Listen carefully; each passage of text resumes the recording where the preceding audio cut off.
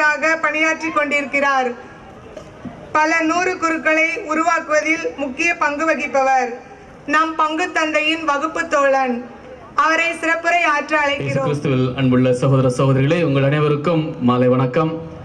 இயேசுவின் இனிய நாமத்தில் உங்களை வாழ்த்துகிறேன். குறிப்பாக என்னுடைய வகுப்பு தோழர் நண்பர் அருட்பணியாளர் ரேமண்ட் அவர்களுக்கு என்னுடைய வாழ்த்தை தெரிவிக்க ஆசிக்கின்றேன். ஏனென்றால் அவர் இருக்கின்ற இடத்திலே ஏதாவது ஒரு புதிதாக ஒரு நிகழ்வு நடந்து கொண்டே இருக்கும். அந்த வகையிலே இது ஒரு நல்ல முயற்சி, அருமையான ஒரு நிகழ்வை அவர் நடத்துகின்றார் என்ற நினைவானது எனக்கு மிகவும் மகிழ்ச்சியை தருகின்றது. அதே நேரத்தில் இந்த கதையை உருவாக்கிய அருட்பணியாளர் அற்புதசாமி அவர்களையும் நான் நினைத்து பார்க்கின்றேன். அவர் நமது அருகாமையில் இருக்கின்ற முத்தாப்புதுப்பேட் பங்கில் இருக்கின்றார். அவரிடம் நான் ஏற்கனவே ஒரு தடவை இதை பற்றி பேசும்பொழுது அவர் சொன்னார், இந்த வாய்ப்பு கிடைத்தால் இதை பாருங்கள் என்று. இந்த வாய்ப்பை நான் இன்று அனுபவிக்கின்றேன். எனவே ரேமண்டுக்கும் ஃபாதர் அற்புதசாமிக்கும் என்னுடைய வாழ்த்தை தெரிவிக்கின்றேன். இந்த நேரம் ஒரு பெரிய மறைவுரை ஆற்றுவதற்கான அல்லது சிறப்புரை ஆற்றுவதற்கான நேரம் இல்லை என்றாலும், ஏனென்றால் அனைவரும் இந்த கலை நிகழ்ச்சியை பார்க்க ஆவலாய் இருக்கிறோம் என்ற போதிலும் நாம் இப்பொழுதுதான் நுழைகிறோம், புனித வாரத்திற்கு நுழைகிறோம். எனவே ஒரு 3 வார்த்தைகளை மட்டும் நான் சொல்லிவிட்டு அமரலாம் என்று நினைக்கின்றேன். இந்த புனித வார்த்தையிலே ஒரு 3 முக்கியமான வார்த்தைகள். முதலாவது வார்த்தை சிலுவை, இரண்டாவது வார்த்தை அர்ப்பணம் அல்லது தியாகம், மூன்றாவது வார்த்தை அன்பு.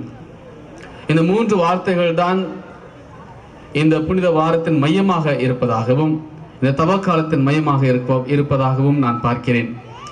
அதிலும் குறிப்பாக இந்த 36 மணி நேரங்களிலே, இந்த நேரத்திலே எதையெல்லாம் நடக்கின்றன என்று பார்த்தோம் என்றால், அன்பு சுமக்கின்ற அந்த சிலுவிலை ஏற்படுகின்ற அந்த தியாகம். இந்த 3 வார்த்தைகளை நாம் மனதில் நிறுத்தினோம் என்றால் அது நமக்கு ஒரு புனிதமான வழிபாட்டையும் புனிதமான இந்த 3 நாட்களையும் செலவழிக்க நமக்கு உதவியாக இருக்கும் என்று எண்ணி சிலுவை பற்றி ஓரிரு வார்த்தைகளை சொல்ல ஆசிக்கின்றேன். எது சிலுவை? சமீபத்தில் ஒரு நண்பரை பார்த்தேன். அவர் ஒரு சிலுவை பாதை நடத்தி கொண்டிருந்தார். அவர் சிலுவை பாதையில் சொன்னது எனக்கு சற்று வியப்பாக இருந்தது. அவர் சொன்னார், ஜெபம் செய்வது ஒரு சிலுவை, ஜெபமாலை சொல்வது ஒரு சிலுவை. இதை என்னால் ஏற்றுக்கொள்ள முடியவில்லை. சிலுவை என்பது பாரம் என்று பலர் நினைக்கின்றோம். சிலுவை என்பது வெறுமனே பாரமாக இருக்க முடியாது. நான் வீட்டில் அரிசி மூட்டையை நான் சுமந்து வருகிறேன் என்றால் அது நான் சிலுவையை சுமந்து வருகின்றேன் என்று சொல்ல முடியாது. ஜெபம் செய்வது என்பது கட்டாயம், என்னுடைய கடமை ஒரு சிலுவையாக இருக்க முடியாது. எது சிலுவை? நல்லதை செய்யும் பொழுது வருகின்ற இடர்களை நாம் சுமப்பது சிலுவை. அன்பு செய்யும் பொழுது சில அசௌகரியங்கள் ஏற்படும், அதை சுமப்பது சிலுவை. இறை ஆட்சிக்காக நான் உழைக்க முன் வரும் பொழுது தடைகள் ஏற்படும், அவமானங்கள் ஏற்படும், அதை சுமப்பது சிலுவை. நீதிக்காக உழைக்கும் போது வருகின்ற துன்பங்களை நான் ஏற்றுக்கொள்ளும் பொழுது அது சிலுவை. அமைதிக்காக நான் போராடும் பொழுது, அமைதிக்காக நான் செய்கின்ற செயல்களில் ஈடுபடும் பொழுது அது சிலுவையாக இருக்கும். எனவே சிலுவை என்பது வெறுமனே ஒரு பாரமான பொருளாக கருதப்படக்கூடாது.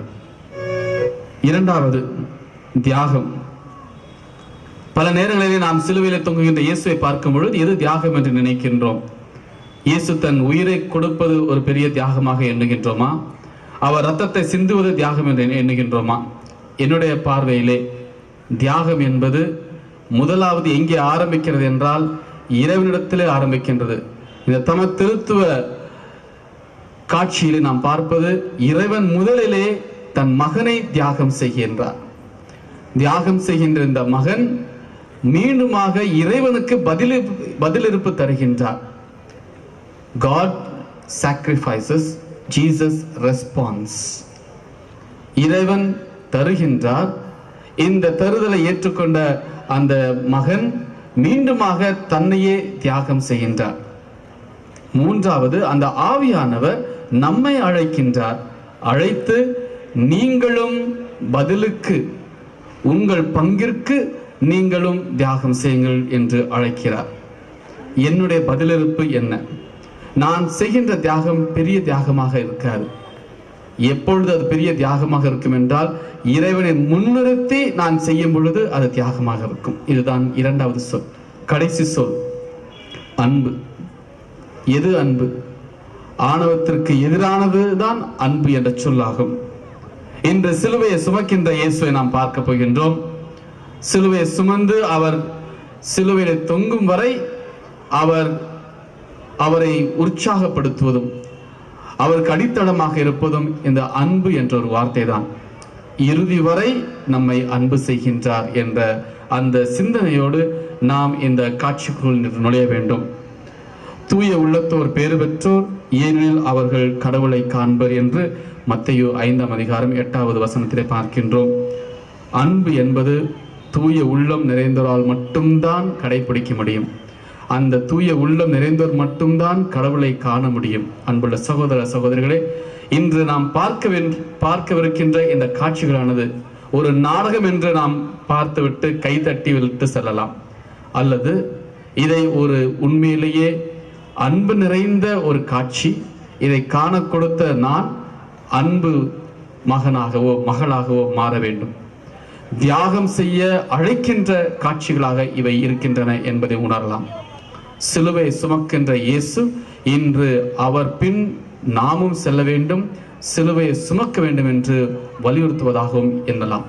எனவே இப்பொழுது இந்த காட்சியை, இந்த ஒலி காட்சியை காணவிருக்கின்ற உங்கள் அனைவரையும் நாங்கள் பாராட்டுகின்றோம்.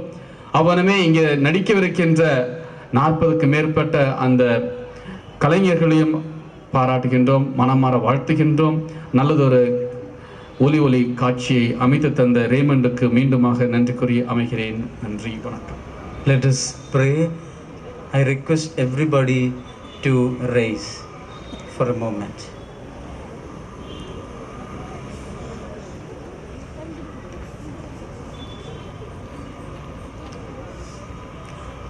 Let us pray to God for this evening, and especially for this wonderful moment God has given us, especially for all the people, members of this church who have taken effort to make this event come to materialize. Especially let us really appreciate Father Raymond for his wonderful effort and leadership to this church. Let us bow our head and pray. Our Lord Jesus Christ, who came down to earth for our salvation, lived among us, healed the sick, delivered the poor people who were in bondages of evil and slavery. You took our curse and chose a death upon the cross, which was meant for criminals. Our Lord and Heavenly Father, Almighty God, you reveal the immense love for the human beings through your only begotten Son, Jesus Christ, who was crucified and buried. But through the glorious resurrection, Jesus defeated the death. As today we all are gathered together here, Lord, to experience your passion through this light and sound show on the very first day of this year's Holy Week. Lord, I pray earnestly for all those who have toiled and worked to make this event to happen. May this evening be a blessed one. Almighty God, I pray for the priests who are present here and all the members of all our 3 churches. Especially I pray for Father Raymond and all his good leadership. I pray for all the team members of this light and sound play for their effort and work. May this evening be a blessed one. And Lord, make this event a successful and blessed one for all of us. In the precious name of our Lord and Savior Jesus Christ, I pray. Amen. Please be seated. Thank you.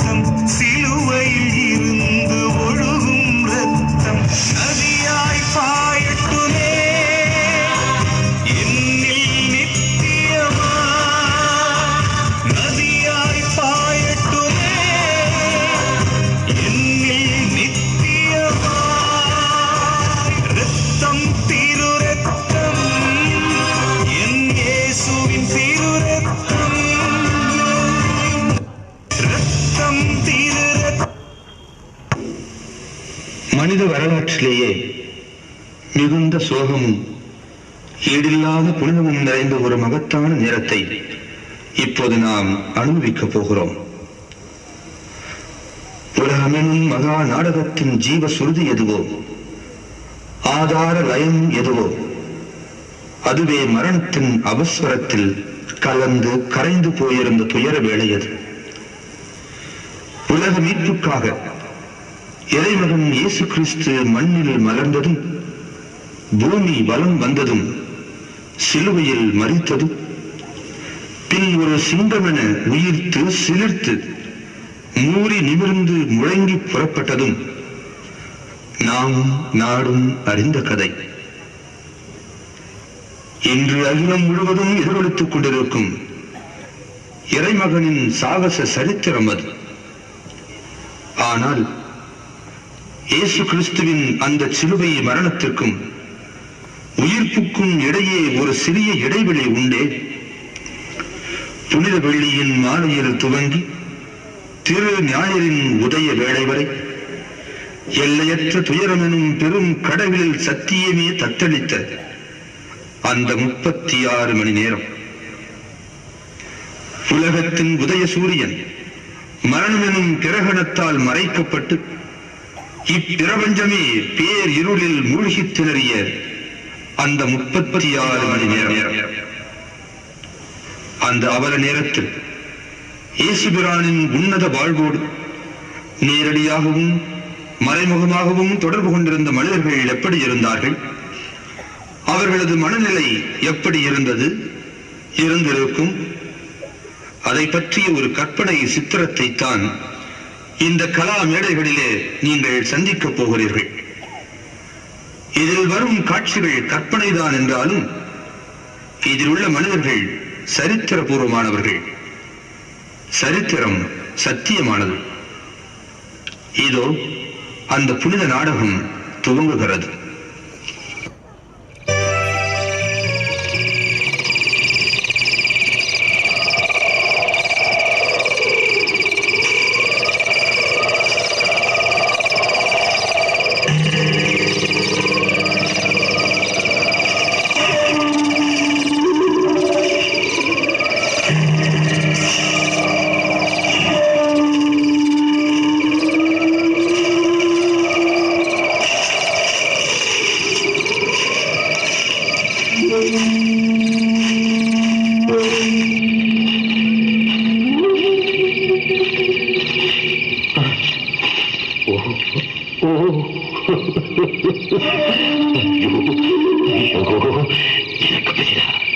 கொடியவனும் கொலை காரணமான எனக்கு பதிலா ஒரு உத்தமன், ஒரு குற்றமும் புரியாத ஒரு நிரபராதி.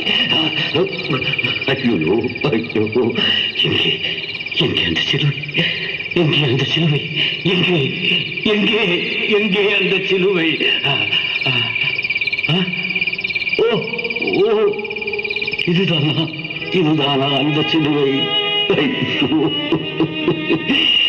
இந்த கொடுமை, இந்த கொடுமை! நான் கொலை செய்தேன், கொள்ளையடித்தேன். அந்த கேடுவிட்ட ரோமானியங்கள் மேல் உள்ள வெறுப்பால் நான் எத்தனையோ கொடுமைகள் செய்திருக்கிறேன். ஆனால் அப்போதெல்லாம் என் மனது இப்படி துளித்தது இல்லையே. என் மனசாட்சி என்னை இப்படி வதைத்தது இல்லையே. ஐயோ ஐயோ கடவுளே, இது என்ன சோதனை? சத்தியமா நான் இவரை கொல்லல. ஆனா நானே இவரை கொன்னுட்ட மாதிரி ஒரு குற்ற உணர்ச்சி காலையிலிருந்து என் மனசுக்குள்ளேயே தீப்பிடிச்சிட்ட மாதிரி இருக்குதே, தீப்பிடிச்சிட்ட மாதிரி இருக்குதே. ஐயோ ஐயோ ஐயோ, வேதனை என்னால தாங்க முடியலையே. நான் என்ன செய்வேன்? வேதனை என்னால தாங்க முடியலையே. நான் என்ன செய்வேன்? நான் என்ன செய்வேன்? நான் என்ன செய்வேன்?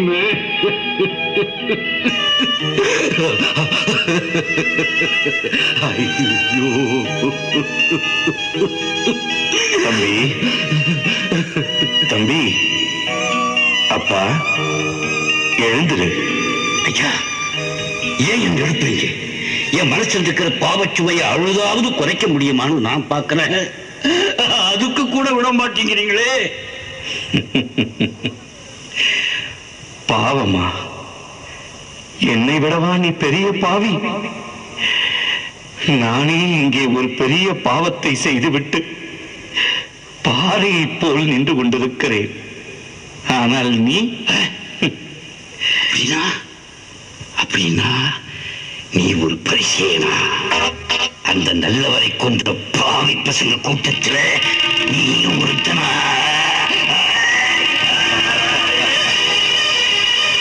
ஆவேசம் வேண்டாம்.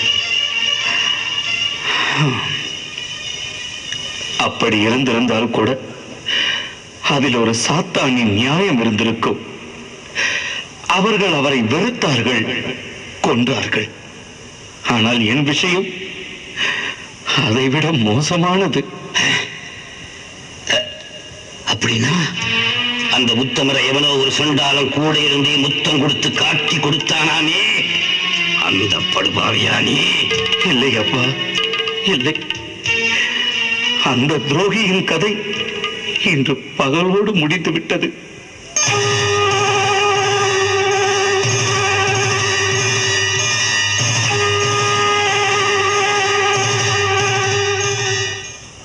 அவன் தற்கொலை செய்து கொண்டு விட்டான். அவன் தற்கொலை செய்து கொண்டானா? ஒழிஞ்சானா? அப்படின்னா நீ யாரு? நான் நான் நான் அவரை மறுதளித்தவன்.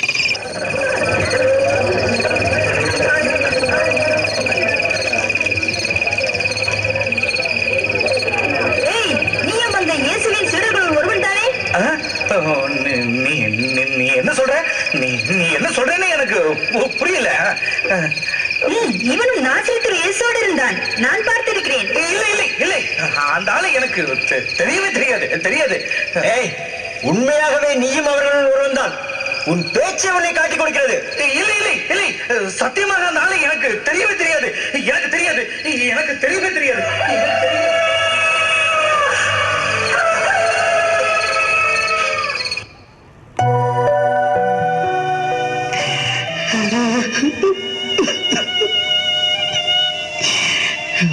உயிருக்கு உயிராக அவரோடு ஒட்டி பழகி இருந்தும்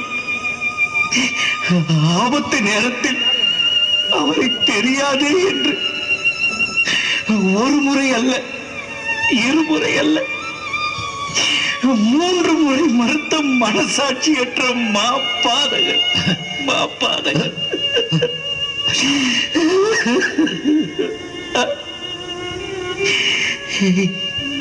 என் அண்ணல் இயேசு என்னை தன் முதற் சீடராகவே வைத்திருந்தார். என் பலவீனங்கள் எல்லாவற்றையும் அவர் புரிந்து கொண்டிருந்தார். ஆனாலும் அவர் என் மீது அளவற்ற பாசமும் நம்பிக்கையும் வைத்தார். அவரைத்தான் நான்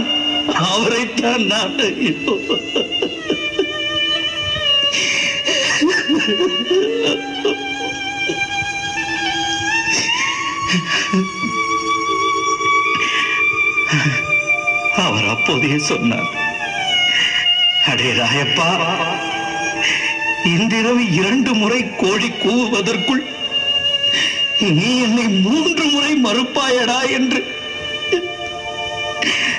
அவர் என்னை எனக்கு தெளிவாகத்தான் அடையாளம் காட்டினார். நான் தான் மூடன். அதை புரிந்து கொள்ளவில்லை.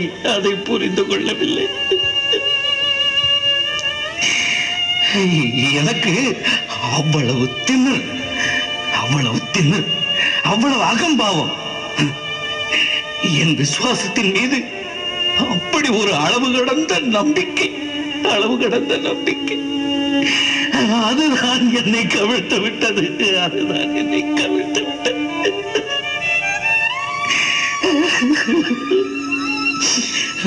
மனிதன் இயல்பில் எவ்வளவு பலகீனமானவர், அதிலும் நான் எவ்வளவு பலகீனமானவன் என்பது எனக்கு புரியாமலேயே போய்விட்டது.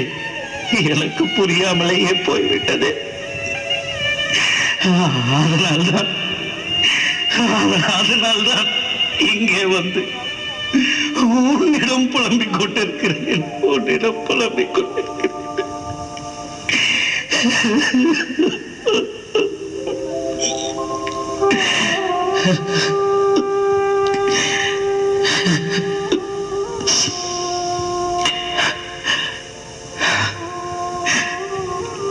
ஆமாம், நீ எனக்கு முன்னாலேயே என் ஆண்டவரின் சிலுவைக்கு முன் வந்து அழுது கொண்டிருக்கிறாய்.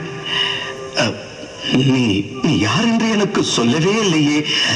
நீ யார்? நான் யார் என்று உங்களுக்கு தெரிவதற்கு நியாயமில்லை ஐயா.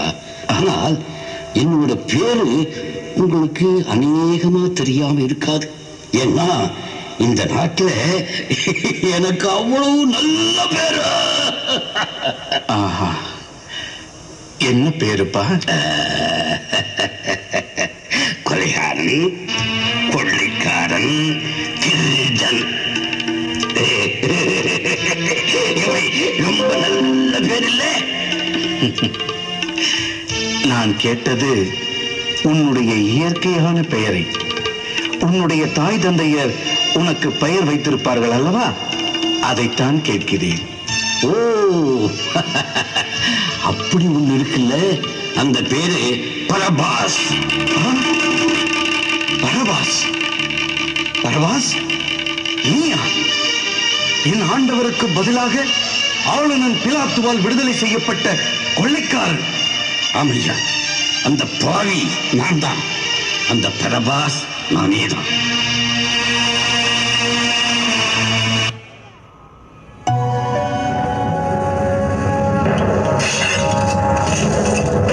நான் யாரை விடுதலை செய்ய வேண்டும்? கொலைகாரன் பரபாசையா, இல்லை மெசியா எனும் இயேசுவையா?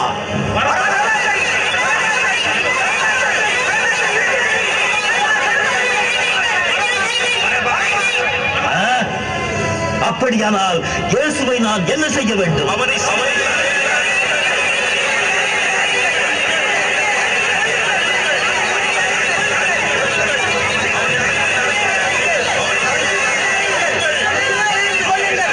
அப்படி என்றால் உங்கள் விருப்பப்படியே செய்து கொள்ளுங்கள். அவன் மரணத்திற்கு நீங்கள் தான் பொறுப்பு. எனக்கும் அதற்கும் சம்பந்தமில்லை.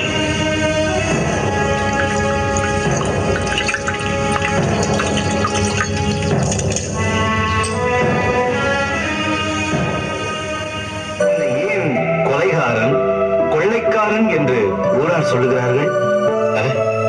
அதுக்கு ஒரு வார்த்தையில நான் பதில் சொல்லிட முடியாதுங்க.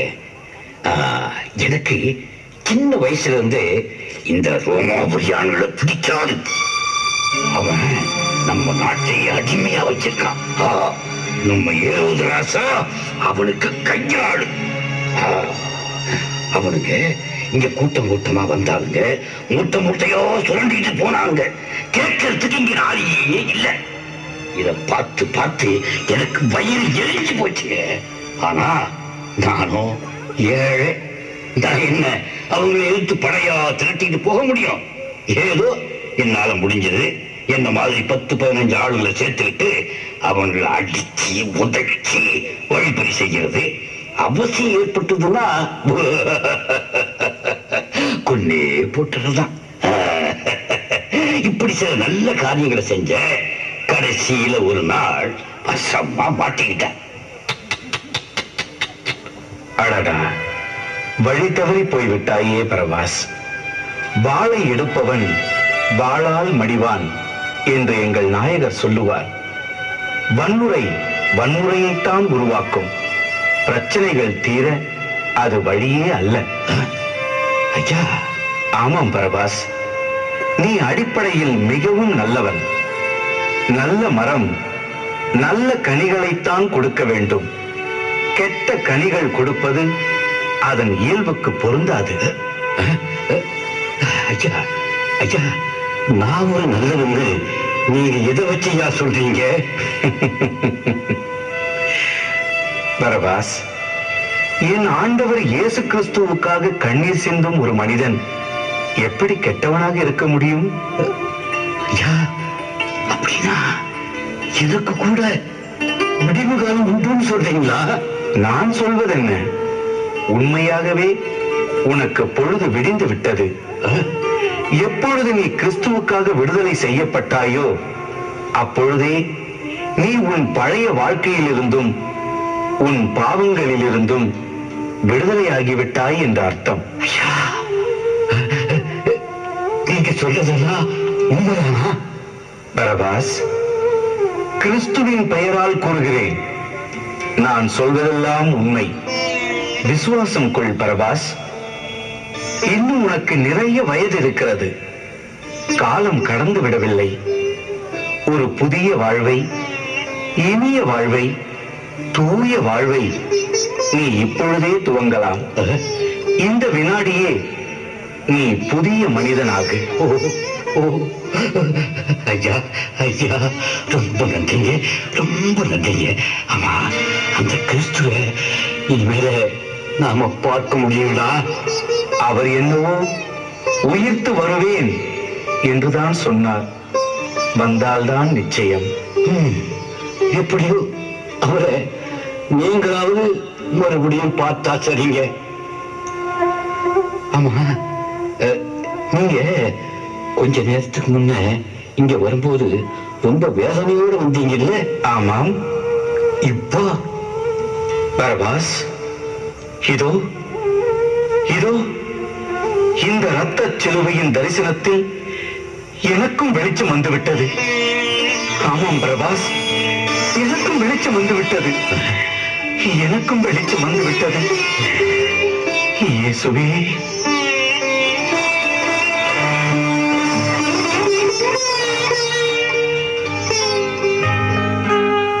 இறைவா எனக்கொரு வழிகாட்டு, இறைவா எனக்கொரு வழிகாட்டு.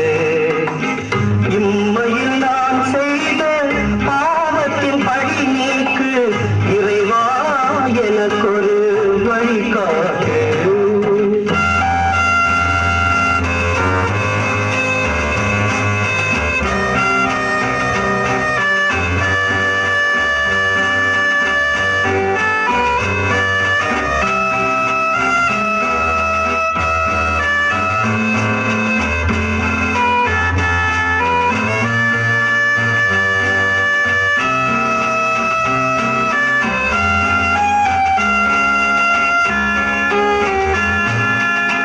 நிம்மதி இழந்து தவிக்கின்றேன், அந்த நிலையிலும் நினைக்கின்றேன்.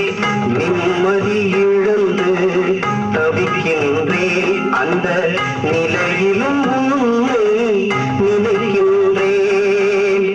இருள் கொண்ட வாழ்வை அருள் கொண்டு நோக்கு, அடைந்த என் விளக்கில் அருள் சுடரேற்று.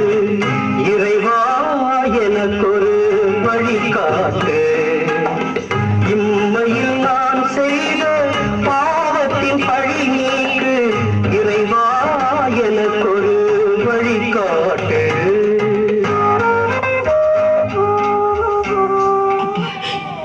என்னப்பா இது? நான் ஏற்றி வைத்திருந்த விளக்கு கூட அணைந்து விட்டது. இந்த இருட்டில் என்ன செய்கிறீர்கள்? நீங்கள் இப்படி கண்ணீர் விடுவதை நான் இப்பொழுதுதான் பார்க்கிறேன். மகளே, இருட்டுக்கும் கண்ணீருக்கும் எப்போதுமே நெருங்கிய உறவு உண்டு மகளே. நீ ஏற்றி வைத்திருந்த விளக்கை நான் தானம்மா அணைத்தேன். என் இதயம் முழுவதும் இருண்டு கிடக்கும் போது இந்த வெளிச்சம் கூட எனக்கு வெளி வேஷமாக தோற்றுகிறது. அப்பா, பாஸ்கா பண்டிகை துவங்கிவிட்டது. ஆனால் நீங்கள் இன்னும் ஜெபக்கூடம் போகவில்லையே? ஜெபக்கூடம்? யாரிடம் போய் நான் எதை ஜெபிப்பது? ஜொலித், கடவுளின் மகனை கொன்றுவிட்டு கடவுளின் முன்னால் போய் நிற்பதற்கு என்னுடைய மனசாட்சி இடம் கொடுக்கவில்லை மகளே. அந்த போதகரின் மரணம் உங்களை அதிகமாதான் பாதித்து விட்டது. நீங்கள் முயற்சி செய்து கூட அவரை காப்பாற்ற முடியவில்லை. ஐயோ ஐயோ, முடியவில்லை மகளே, முடியவில்லை. அந்த சதிகாரர்கள் அவரை பழி வாங்கி விட்டார்களே. அப்பா, நீங்கள் அந்த சன்னிய சபையில் மிகவும் முக்கியமானவர்.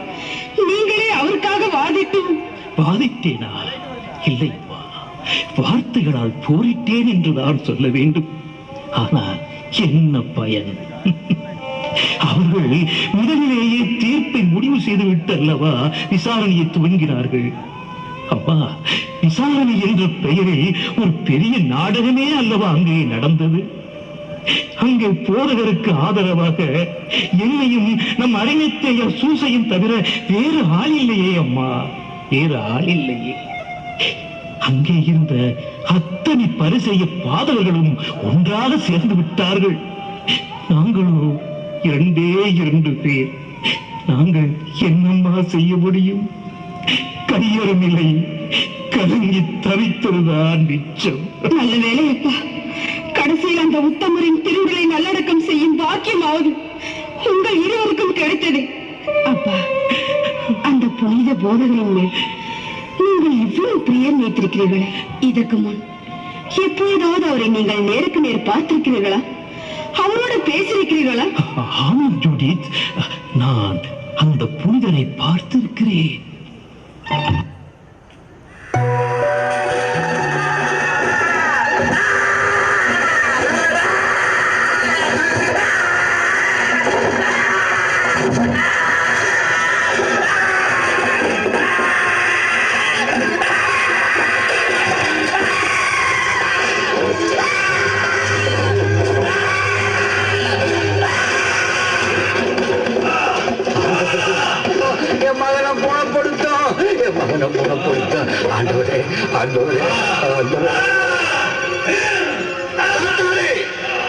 இவரை விட்டு ஓடிப்போ.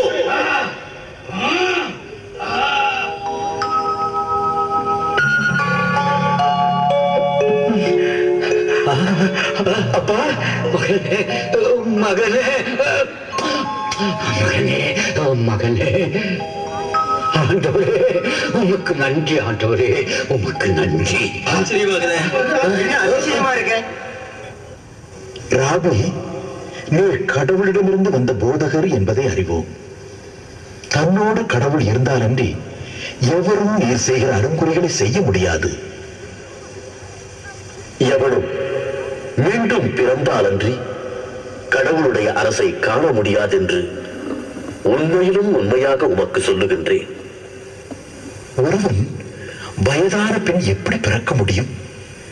மீண்டும் தாயின் வயிற்றில் நுழைந்து பிறக்கக்கூடுமா? உண்மையிலும் உண்மையாக உமக்கு சொல்லுகின்றேன், ஒருவன் நீரினாலும் ஆவியாலும் பிறந்தாலன்றி கடவுளுடைய அரசில் நுழைய முடியாது. ஊருடலால் பிறப்பது ஊருடலே, ஆவியால் பிறப்பதோ ஆவி. காற்று தான் விரும்பிய பக்கம் வீசுகின்றது, அதன் ஓசை கேட்கிறது. ஆனால் எங்கிருந்து வருகின்றது என்பதோ எங்கு செல்கிறது என்பதோ தெரியவில்லை. ஆவியில் பிறப்பது என்பதும் அப்படியே. அப்பா, அவர் சொன்னதையெல்லாம் நீங்கள் நம்பினீர்களா? அவற்றை ஏற்றுக்கொண்டீர்களா? மகளே, அவர் ஒரு அபூர்வமான மனிதர். அவர் சொல்வதை நம்பாமல் எப்படி இருக்க முடியும்? நிச்சயமாக நம்பினேன், ஏற்றுக்கொண்டேன். ஆனால் என்னப்பா, சொல்லுங்களப்பா. அவரை பின்பற்றத்தான் என்னால் இயலவில்லை மகளே. ஏனப்பா? பயம். இந்த பரிசேய கூட்டத்திடம் எனக்கு இருந்த பயம். இவர்கள் மத்தியில் எனக்குள்ள அந்தஸ்து, செல்வாக்கு, பதவி, இவற்றின் மீது நான் வைத்திருக்கும் பற்று, பாசம்,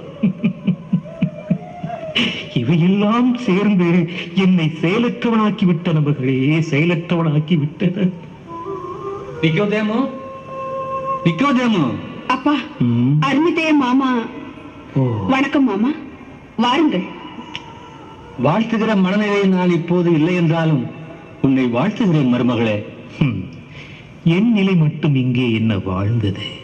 நானும் நிலை உழைந்துதான் போயிருக்கிறேன் சூசை. எனக்கு எங்கு பார்த்தாலும் ஒரே சிவப்பு நிறமாக தெரிகிறது. இந்த நாடு முழுவதும் அந்த புனிதரின் ரத்தம் பூசப்பட்டது போல் தோன்றுகிறது. இந்த நேரத்தில் வீட்டில் இருந்தால் எனக்கு பைத்தியமே பிடித்து விடும்போது போல் இருந்தது.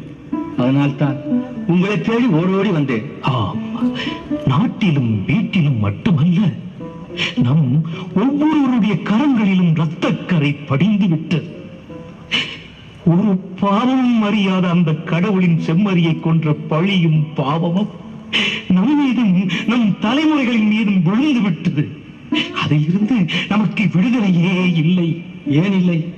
இப்போதாவது இந்த பரிசேய பாவிகளை விட்டு நாம் விலகிவிடக் கூடாதா? அந்த இயேசு கிறிஸ்துவின் கூட்டத்தோடு நாமும் சேர்ந்து விடக் கூடாதா? இனியும் இந்த கொலைகார கும்பலோடுதான் நாமும் இருக்க வேண்டுமா? இந்த வினாக்கள் எனக்குள்ளும் எழுந்தன. நானும் யோசித்து பார்த்தேன். ஆனால் அது அவ்வளவு சுலபமல்ல. நாம் தான் பிறப்பிலேயே ஒரு நச்சு வட்டத்திற்குள் அகப்பட்டுக் கொண்டு விட்டோமே.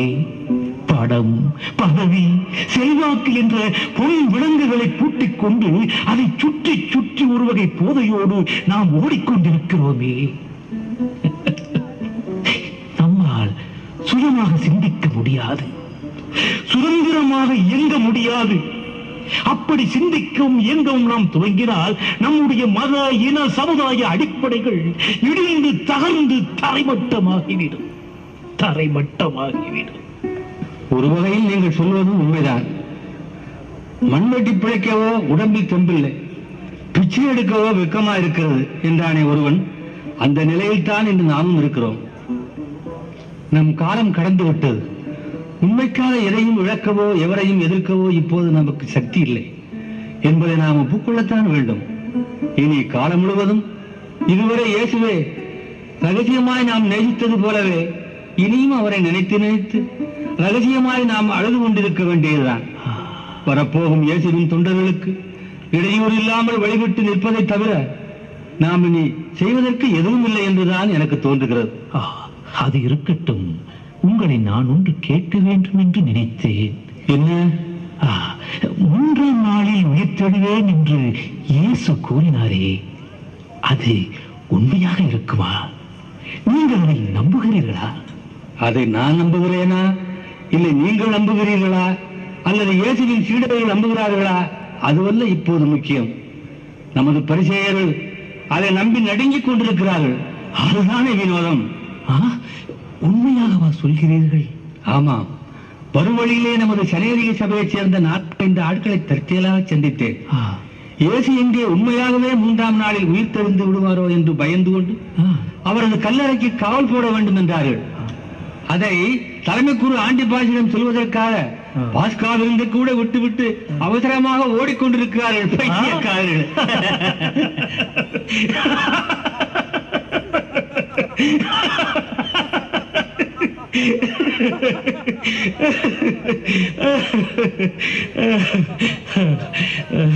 அரிமத்தேயா சூசை, இந்த வேதனையான நேரத்திலும் இது உண்மையிலேயே வேடிக்கையான செய்திதான்.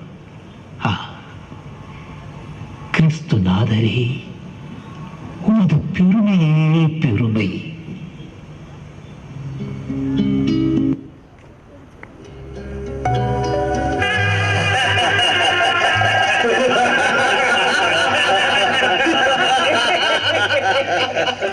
இன்றுதான் பாஸ்கா பண்டிகையை நாம் இவ்வளவு மகிழ்ச்சியோடு கொண்டாடுகின்றோம்.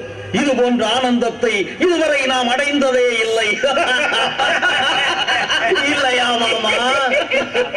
ஆமாம் கைப்பாஸ், நீ எதை உணர்த்த வருகிறாய் என்பது எனக்கு புரிகிறது. நம்முடைய பிறவி பகைவன் அந்த நாசரேத்தூர் நாசக்காரன் ஒழிந்தான். அவனை நாம் திட்டம் போட்டு ஒழித்து கட்டிவிட்டோம். இதைவிட ஒரு நல்ல காரியத்தை இனி நாமே நினைத்தாலும் செய்ய முடியாது. ஆமாம் ஆமாம், 3 ஆண்டுகள் அந்த பாதகன் நம்மை என்ன போடுபடுத்தி விட்டான். நாக்கில் நரம்பில்லாமல் ஒட்டு மொத்தமாக அவன் நம்மை அத்தனை பேரையும் வசை பாடினான். நம்மை விரியன் பாம்பு குட்டிகள் என்றான், வெள்ளை அடிக்கப்பட்ட கல்லறைகள் என்றான், கொசுவை வடிகட்டி விட்டு ஒட்டகத்தை விழுங்கும் முட்டாள்கள், குருட்டு வடிகாட்டிகள் என்றெல்லாம் விமர்சனம் செய்தார். பரிசேயர் என்ற சொல்லுக்கே வெளிவேடக்காரர்கள், போலிகள் என்ற விபரீத அர்த்தங்களை அவன் அகராதியில் ஏற்றிவிட்டான். அவனை சிலுவையில் அறைந்து கொல்லாமல் வேறென்ன செய்வது?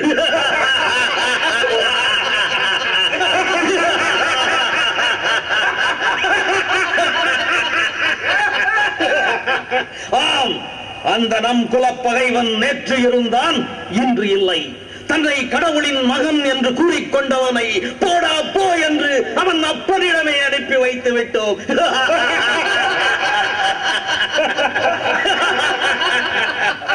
உண்மையிலேயே இன்று நமக்கு ஆனந்த திருநாள் தான். ஆனால் நம் ஆபியாவுக்கு மட்டும் அப்படி இல்லை போல் இருக்கிறதே. ஆபியா, இந்த இன்ப வேளையில் நீங்கள் மட்டும் ஏன் முகவாட்டத்துடன் இருக்கின்றீர்கள்? மன்னிக்க வேண்டும் கைபாஸ், உங்கள் மகிழ்ச்சியில் பங்கு கொள்ளும் மனநிலையில் நான் இல்லை. அதுதான் ஏன் என்று கேட்கிறேன். கூறினால் வருந்துவீர்கள். பரவாயில்லை, கூறுங்கள்.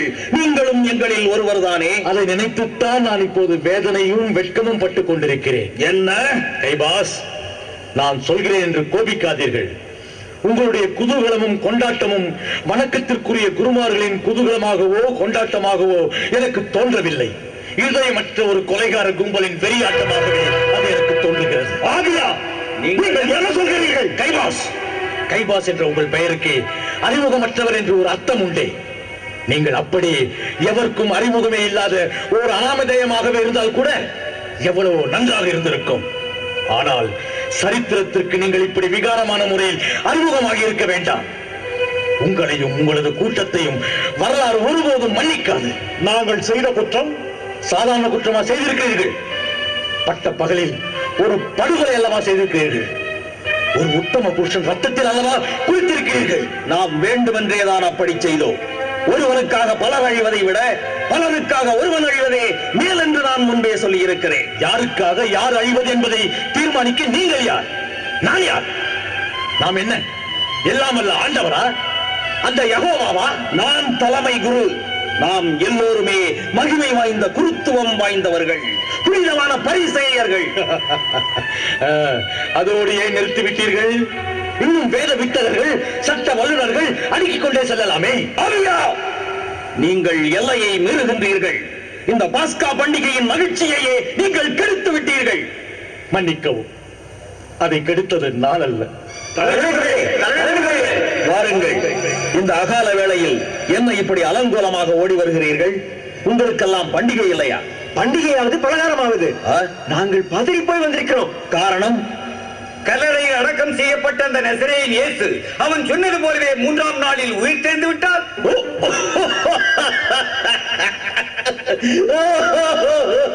இது என்னவின் கற்பனை? எங்கேயாவது செத்தவன் பிழைப்பானா? என்ன அவ்வளவு சுலபமாக சொல்லிவிட்டீர்கள்? 2-3 பேரை அவனே அப்படி பிழைக்க வைத்ததாக நம்மிடம் வந்து நம்முடைய ஆட்களை கூறவில்லையா? அவன் ஏதாவது வித்தை காட்டியிருப்பான். கண்கட்டு வித்தைகளில் எனக்கு நம்பிக்கை இல்லை. உங்களுக்கு இருக்கிறதோ இல்லையோ, எங்களுக்கு இருக்கிறது. தப்பி தவறி அவன் பிழைத்து வந்து விட்டால் நம் பிழைப்பும் போய்விடும், நாட்டில் நமக்குள்ள மதிப்பும் போய்விடும்.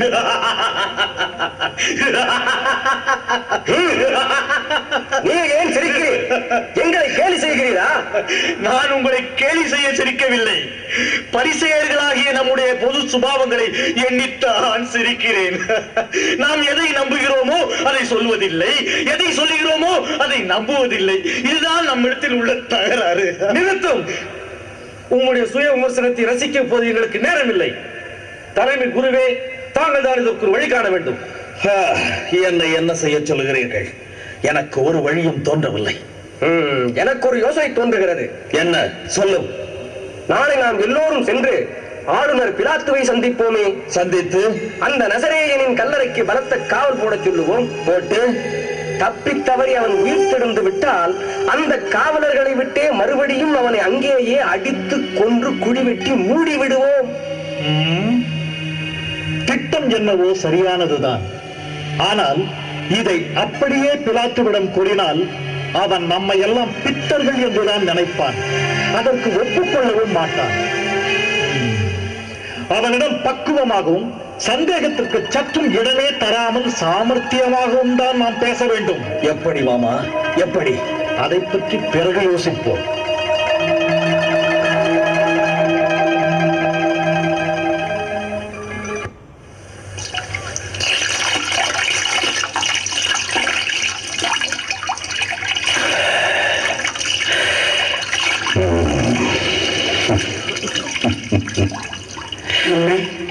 நேற்றிலிருந்து நானும் பார்க்கிறேன்.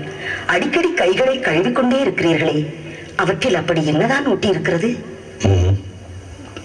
என்னவா? கரை, இரத்தக்கரை. அந்த நசரேத் இயேசுவின் இரத்தக்கரை. அது எப்படி? அந்த மனிதருக்கு நீங்கள் மரண தண்டனை விதித்தீர்கள். ஆனால் அதை நிறைவேற்றியது நீங்கள் அல்லவே. உங்கள் கைகளில் எப்படி இரத்தக்கரை படிந்தது என்றுதானே கேட்கிறாய்? அதுதான் எனக்கும் தெரியவில்லை கிளாத்தியா. ஆனால் என் கைகளில் நீக்க முடியாத இரத்தக்கரை படிந்திருப்பதை நான் மட்டும் அந்தரங்கமாய் உணர்கிறேன்.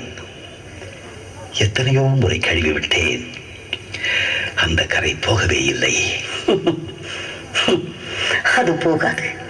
ஏனென்றால் அது உங்கள் கைகளில் படிந்த கரை அல்ல. உங்கள் உள்ளத்தில், வாழ்க்கையில், உங்கள் வரலாற்றில் படிந்துவிட்ட கரை. அதை தண்ணீரால் அல்ல, உங்கள் கண்ணீரால் தான் கழுவ முடியும்.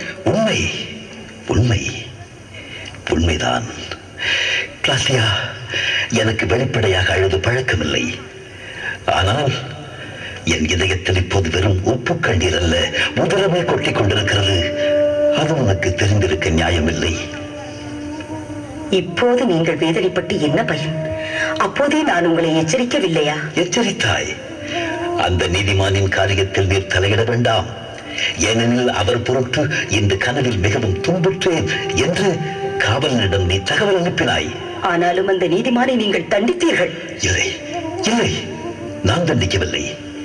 வெறி பிடித்த யூதர்கள் அவர் கழித்த தண்டனையை வேறு வழியே இல்லாமல் நான் ஒப்புக்கொள்ள நேர்ந்தது. ரெண்டும் ஒன்றுதான். சக்தி வாய்ந்த ரோமானிய பேரரசின் பிரதிநிதியே விரும்பியும் ஒரு நல்லவரின் உயிரை காப்பாற்ற முடியவில்லை. அப்படித்தானே? இதை நான் நம்ப வேண்டுமா? நீ நம்பினாலும் நம்பாவிட்டாலும் அதுதான் உண்மை. அங்கே கைதியாக நின்றது அந்த நசரேத் இயேசு மட்டும்தான் என்று நீ நினைக்கிறாயா? இல்லை கிளாத்தியா, இல்லை.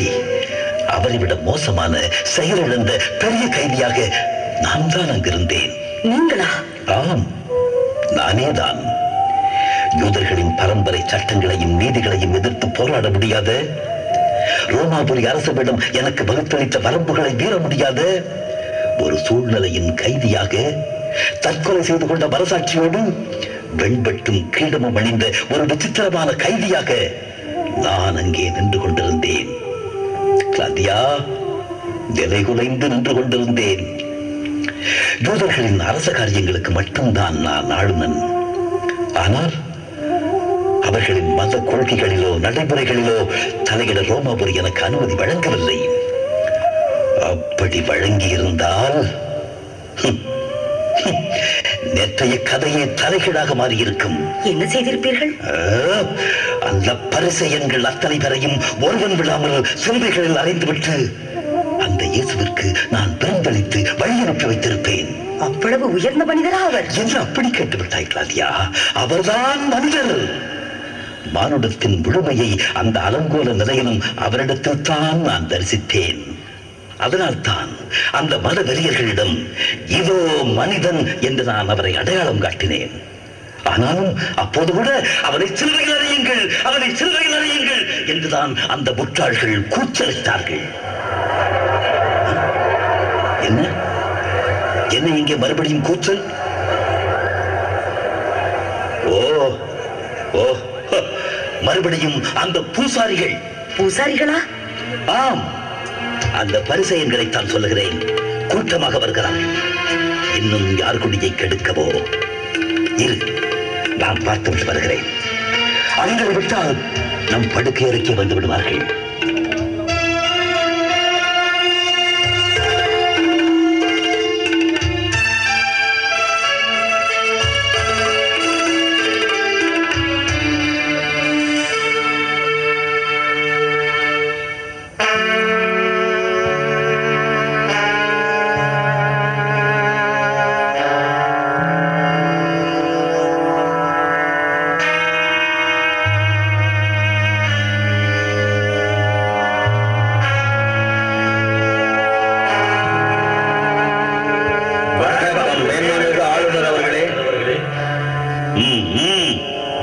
என்ன இந்த காலை வேளையில் திடீரென்று?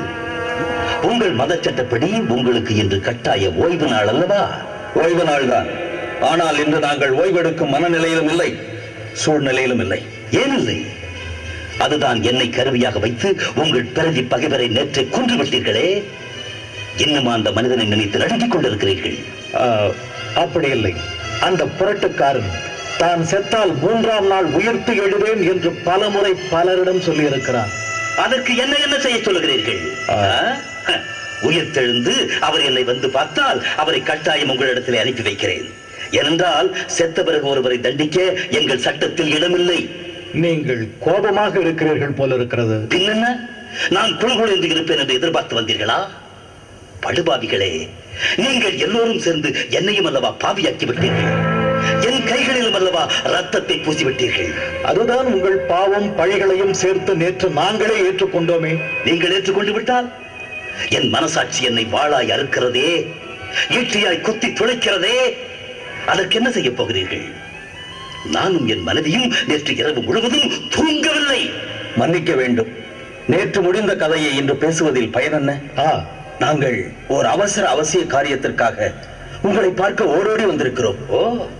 உங்களுக்கு எல்லா விஷயத்திலும் அவசரம் தானே? அதே போல சாவதற்கு யாராவது அவசரப்படுகிறீர்களா? அப்படிப்பட்டால் எவ்வளவோ நன்றாக இருந்திருக்கும். இந்த நாடும் உருப்படும். சரி, உங்களோடு வாதாடி கொண்டிருக்க இப்போது எனக்கு நேரமில்லை. முதலில் வந்த காரியத்தை சொல்லுங்கள். அந்த புரட்டுக்காரன் போலி மெசியா இயேசு உயிர் தழுவான் என்று எங்களுக்கு கொஞ்சம் கூட நம்பிக்கை இல்லை. அதை ஏன் என்னிடம் சொல்லுகிறீர்கள்? அது உங்கள் பாடு. ஆனாலும் அவனது சீடர்கள் இருக்கிறார்களே, அவர்கள் அவனை விட பெரிய புரட்டர்கள், மாயாவிகள். சீக்கிரம் சொல்லி முடியுங்கள்.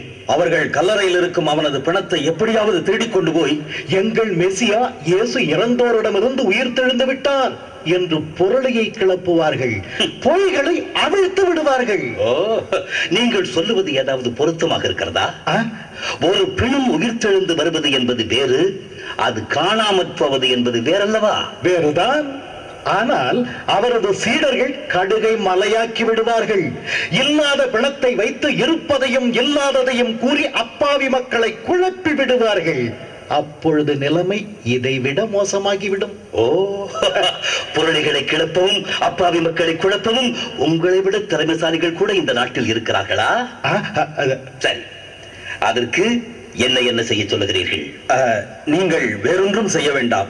உங்கள் காவலர்கள் சிலரை அனுப்பி அந்த இயேசுவின் கல்லறைக்கு காவல் இருக்க சொல்லுங்கள். அது போதும். பிறகு நாங்கள் கவலை இல்லாமல் இருப்போம். அந்த மனிதனின் பிணத்திற்கு கூடவா நீங்கள் பயப்படுகிறீர்கள்? மிகவும் தைரியசாலிகள் தான். ஆனால் கல்லறையை காவல் காத்து என் வீரர்களுக்கு பழக்கமில்லை. ஏன், உங்களுடைய வீரர்கள் எல்லாம் என்னானார்கள்? அவர்களை வைத்தே நீங்கள் இந்த வெட்டியான் வேலையை செய்யலாமே. செய்யலாம் தான், ஆனால் அதற்கு உங்கள் அனுமதி வேண்டுமே. ஓஹோ, என் அனுமதி கேட்டு வந்தீர்களா? என் விரலை எடுத்து என் கண்களையே குத்துவதில் நீங்கள் எப்போதுமே வல்லவர்கள் தான். அப்படி இல்லை, உங்களுக்கு சிரமம் என்றால் நாங்களே அந்த பொறுப்பை ஏற்றுக்கொண்டு என் சுமையை குறைக்கிறீர்கள், அப்படித்தானே? ஆமாம். ஆஹா, என்ன பரிவு, என்ன பணிவு. சரி, உங்கள் ஆசையைத்தான் நான் ஏன் கெடுக்க வேண்டும்? உங்கள் இஷ்டப்படியே செய்து கொள்ளுங்கள். எனக்கு நிறைய வேலை இருக்கிறது. இனி நீங்கள் போகலாம். மிக்க நன்றி ஐயா. நாங்கள் போய் வருகிறோம். வணக்கம். தலைமை குருவே, பெரியவரே. ஐயா, என்ன? இல்லை, எனக்கு ஒரு சின்ன சந்தேகம். என்ன, சொல்லுங்கள், தீர்த்து வைக்கிறோம்.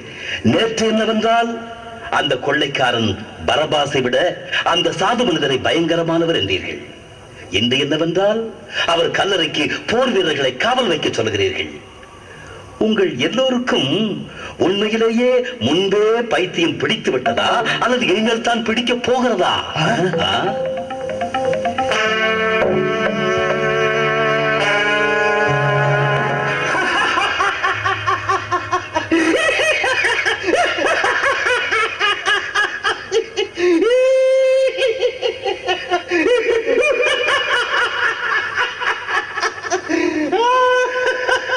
என்ன ஆச்சு உங்களுக்கு?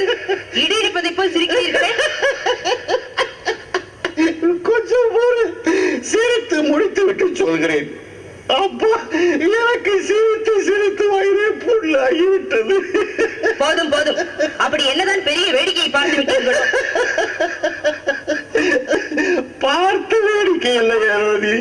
நான் கேட்ட வேடிக்கை.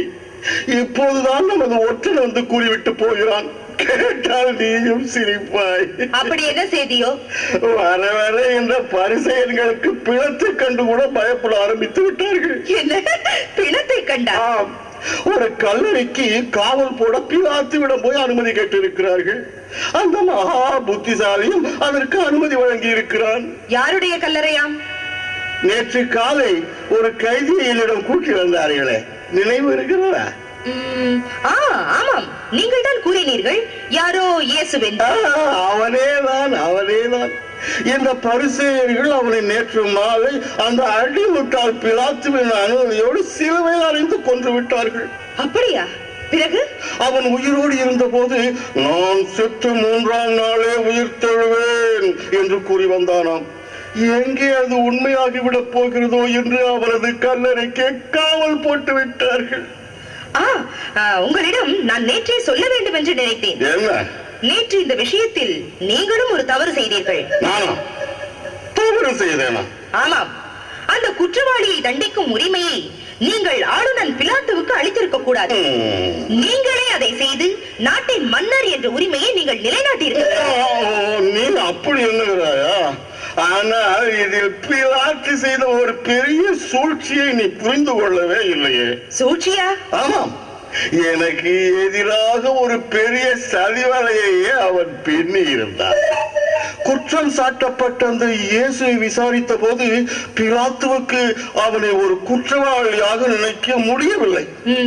அதே நேரத்தில் எப்படியும் அவனை கொன்றுவிட வேண்டும் என்ற இந்த யூத குருமார்களின் வெறிக்கூச்சலையும் அவனால் சமாளிக்க முடியவில்லை. அதனால் பாரம்பரியம் என் மீதே விழட்டும் என்று பக்குவமாக அவர்களை இங்கே அனுப்பி வைத்து விட்டார். அதை பயன்படுத்திக் கொண்டு நீங்கள் அவனுக்கு தீர்ப்பளித்திருக்கலாம். நான் மட்டும் ஒரு நிரபராதியை தண்டிக்கலாமா? அதை நீங்கள் விரும்பாவிட்டால் அவனை மன்னித்தாவது விட்டிருக்கலாமே. இந்த இயேசுவின் விஷயத்தில் இந்த இரண்டுக்குமே எனக்கு தகுதி இல்லையா? என்ன? மன்னரான உங்களுக்கே தகுதி இல்லையா? யூதர்களால் அடித்து அவமானப்படுத்தப்பட்டு நொந்து போன நிலையில் தான் அவன் என் முன்னால் வந்து நின்றான். ஆனால் அப்போது கூட அவனது அகன்ற கண்களில் வீசிய அசாதாரண ஒளியைக் கண்டு நான் பயந்து விட்டேன். நான் கேட்ட எந்த கேள்விகளுக்கும் அவன் பதில் கூற மறுத்து விட்டான். பிடிவாதமாக அவன் என்னிடம் மௌனம் சாதித்தான். உண்மைதான். ஆனால் அது ஒரு கடவுளின் முடிவற்ற மௌன நிலையாக எனக்கு தோன்றியது. உனக்காக நான் கொன்ற அந்த ஸ்நாபக அருளப்பர் கூட ஒரு ஞானியாக மட்டும்தான் எனக்கு தோன்றினார். ஆனால் இந்த மனிதனோ அந்த ஞானமே தானாக இருந்தான். அவன் தவ நிலையை என்னால் கலைக்க முடியவில்லை. இதை அந்த யூதர்களிடமே நீங்கள் கூறியிருந்தால் நிச்சயமாக ஒரு பூகம்பமே அங்கு வெடித்திருக்கும். இந்த யூத பரிசேயர்கள் எப்போதுமே என்னை நன்றாக வெறுப்பவர்கள் அல்லவா? நான் இயேசுவுக்காக அவர்களோடு வாதாடி அந்த மனிதனை விடுதலை செய்திருந்தால் அவர்களது வெறுப்பு இன்னும் அதிகமாகி இருக்கும். இந்த நாட்டில் எனக்கு எதிராக ஒரு பெரிய கிளர்ச்சியை அவர்கள் தூண்டிவிட்டிருப்பார்கள். நான் அதை எண்ணித்தான் அஞ்சினேன். அதனால் ராஜதந்திரத்தோடு பிலாத்து என் மீது வீசிய அம்பை நான் சாமர்த்தியமாக அவன் மீதே வீசிவிட்டேன். மீண்டும் ஒரு பாவம் அல்லது பகை, இவை இரண்டிலும் இருந்தே இப்போது நான் தப்பித்து விட்டேன். அப்பா, நீங்கள் கூட பாவம் பழிக்கெல்லாம் பயப்படுவதுண்டா? சலோமே, வா சலோமே, நாங்கள் இங்கே நேற்று நடந்த ஒரு முக்கியமான விஷயத்தை பற்றி பேசிக் கொண்டிருந்ததை எல்லாம் ஒன்று விடாமல் கேட்டுக்கொண்டேதான் வந்தேன். மிகவும் நல்லது. அப்படி என்றால் நீயே சொல், நான் செய்தது சரிதானே? நிச்சயமாக தவறுதான். நீங்கள் அந்த மனிதரை விடுதலை தான் செய்திருக்க வேண்டும். என்ன நீ கூட இப்படி சொல்லுகிறாய் சலோமே? அவன் ஒருவனுக்காக ஒரு பெரிய ஜனக்கூட்டத்தையே என்னால் எதிர்த்து நிற்க முடியுமா? இந்த நாட்டின் அரசர் என்ற முறையில் நீங்கள் அதைத்தான் செய்திருக்க வேண்டும். குற்றம் சாட்டுபவர்கள் மிகவும் சக்தி வாய்ந்தவர்கள் என்பதற்காக குற்றமற்றவர்களை கொடுமைப்படுத்தலாமா? அவனை நான் தண்டிக்கவில்லை. அந்த நிரபராதியை விடுதலை செய்யும் கடமையும் உரிமையும் உங்களுக்கு இருந்தது. ஆனால் நீங்கள் அதை செய்யவில்லை. பிலாத்துவிடமே நீங்கள் அந்த மனிதரை மீண்டும் அனுப்பியதில் ராஜதந்திரம் இருக்கலாம். ஆனால் அதில் நேர்மை இல்லை, நியாயமும் இல்லை. நான் அப்படி நினைக்கவில்லை செலோமி. வலிய வந்த வாய்ப்பை தவற விட்டு விட்டாரே, தன் உரிமையை விட்டு கொடுத்து விட்டாரே, தன் அதிகாரத்தை பயன்படுத்தவில்லையே என்றுதான் எனக்கு வருத்தம். உனக்கு எப்போதுமே உன் உரிமையை பற்றியும் உடைமைகளை பற்றியும் தான் கவலை. நீ வேறு எப்படி நினைப்பாய்? ஆனால் கூட அப்பா, இதில் ஒரு சின்ன ஆறுதலும் திருப்தியும் மட்டும் எனக்கு உண்டு. திருப்தியா? ஆம், நேற்றிலிருந்து இந்த ஜெருசலம் நகரே சோகத்தில் மூழ்கி கிடப்பதாக என் தோழிகள் கூறினார்கள். நல்ல வேளை, அதன் துயரத்திற்கு நீங்கள் காரணமாகி விடவில்லை. 2 ஆண்டுகளுக்கு முன் அந்த அருளப்பரை கொன்றது போல் இந்த இயேசுவையும் நீங்களே கொண்டிருந்தால்? சலோமி, இந்த குற்றச்சாட்டை நீ அடிக்கடி கூறுகிறாய். நீ கேட்டதால் தானே அந்த கொடுமையை நான் செய்தேன். ஆம், நான் தான் கேட்டேன். மதுவின் போதையில், அன்று அந்த அவையில் என் ஆட்டத்திற்கு கிடைத்த அற்ப புகழின் போதையில், அதுவும் அம்மா கேட்க சொன்னதால் அந்த ஞானியின் தலையை நான் உங்களிடம் பரிசாக கேட்டேன். அதற்காக அதை நீங்கள் கொடுத்து விடுவதா? நான் என்று விஷம் கேட்டிருந்தால் கூட நீங்கள் எனக்கு கொடுத்திருப்பீர்களா? நீ கேட்டதிலும் தப்பில்லை, அவர் கொடுத்ததிலும் தப்பில்லை. அந்த அருளப்பன் எங்கள் திருமணத்தையே விமர்சனம் செய்தார்.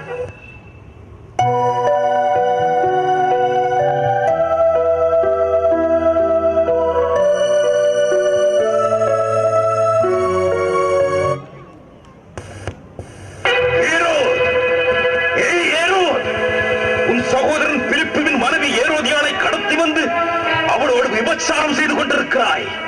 உன்னை வன்மையாக கண்டிக்கிறேன். ஆண்டவன் தண்டனைக்கு ஆளாகாதே.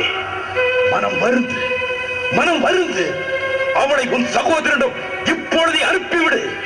நல்ல மனிதனாக வாழ்வை துவங்கு.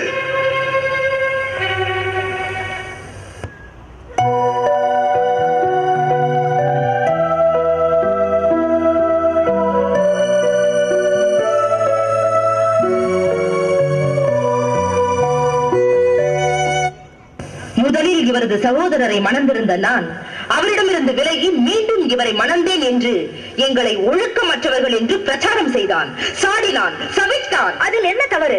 நீங்கள் இருவரும் செய்த காரியம் இந்த நாட்டில் இந்த காலத்தில் பெரிய குற்றம் அல்லவா? எங்களுக்கு சரி என்று பட்டதை நாங்கள் செய்தோம். அதை கேட்க அவன் யார்? அதை போல் அவருக்கு சரி என்று பட்டதை அவர் பேசியிருப்பார். ஊர்வாய்க்கு தாழ் போட முடியுமா? அப்படி போட நீங்கள் யார்? யாரா? நாங்கள் ராஜ குடும்பத்தை சார்ந்தவர்கள். அவர் மன்னர், நான் மகாராணி. அப்படி சொன்னால் எப்படி? நீதி எல்லோருக்கும் ஒன்றுதானே. மன்னருக்கு ஒரு நியாயம், மக்களுக்கு ஒரு நியாயமா? எப்போதோ நடந்துவிட்ட காரியத்துக்கு இப்போதே நீங்கள் இருவரும் இப்படி வாதாடி கொண்டிருக்கிறீர்கள். அப்பா, அம்மா, முதலில் நான் கூறுவதை நீங்கள் இருவரும் சரியாக புரிந்து கொள்ளுங்கள்.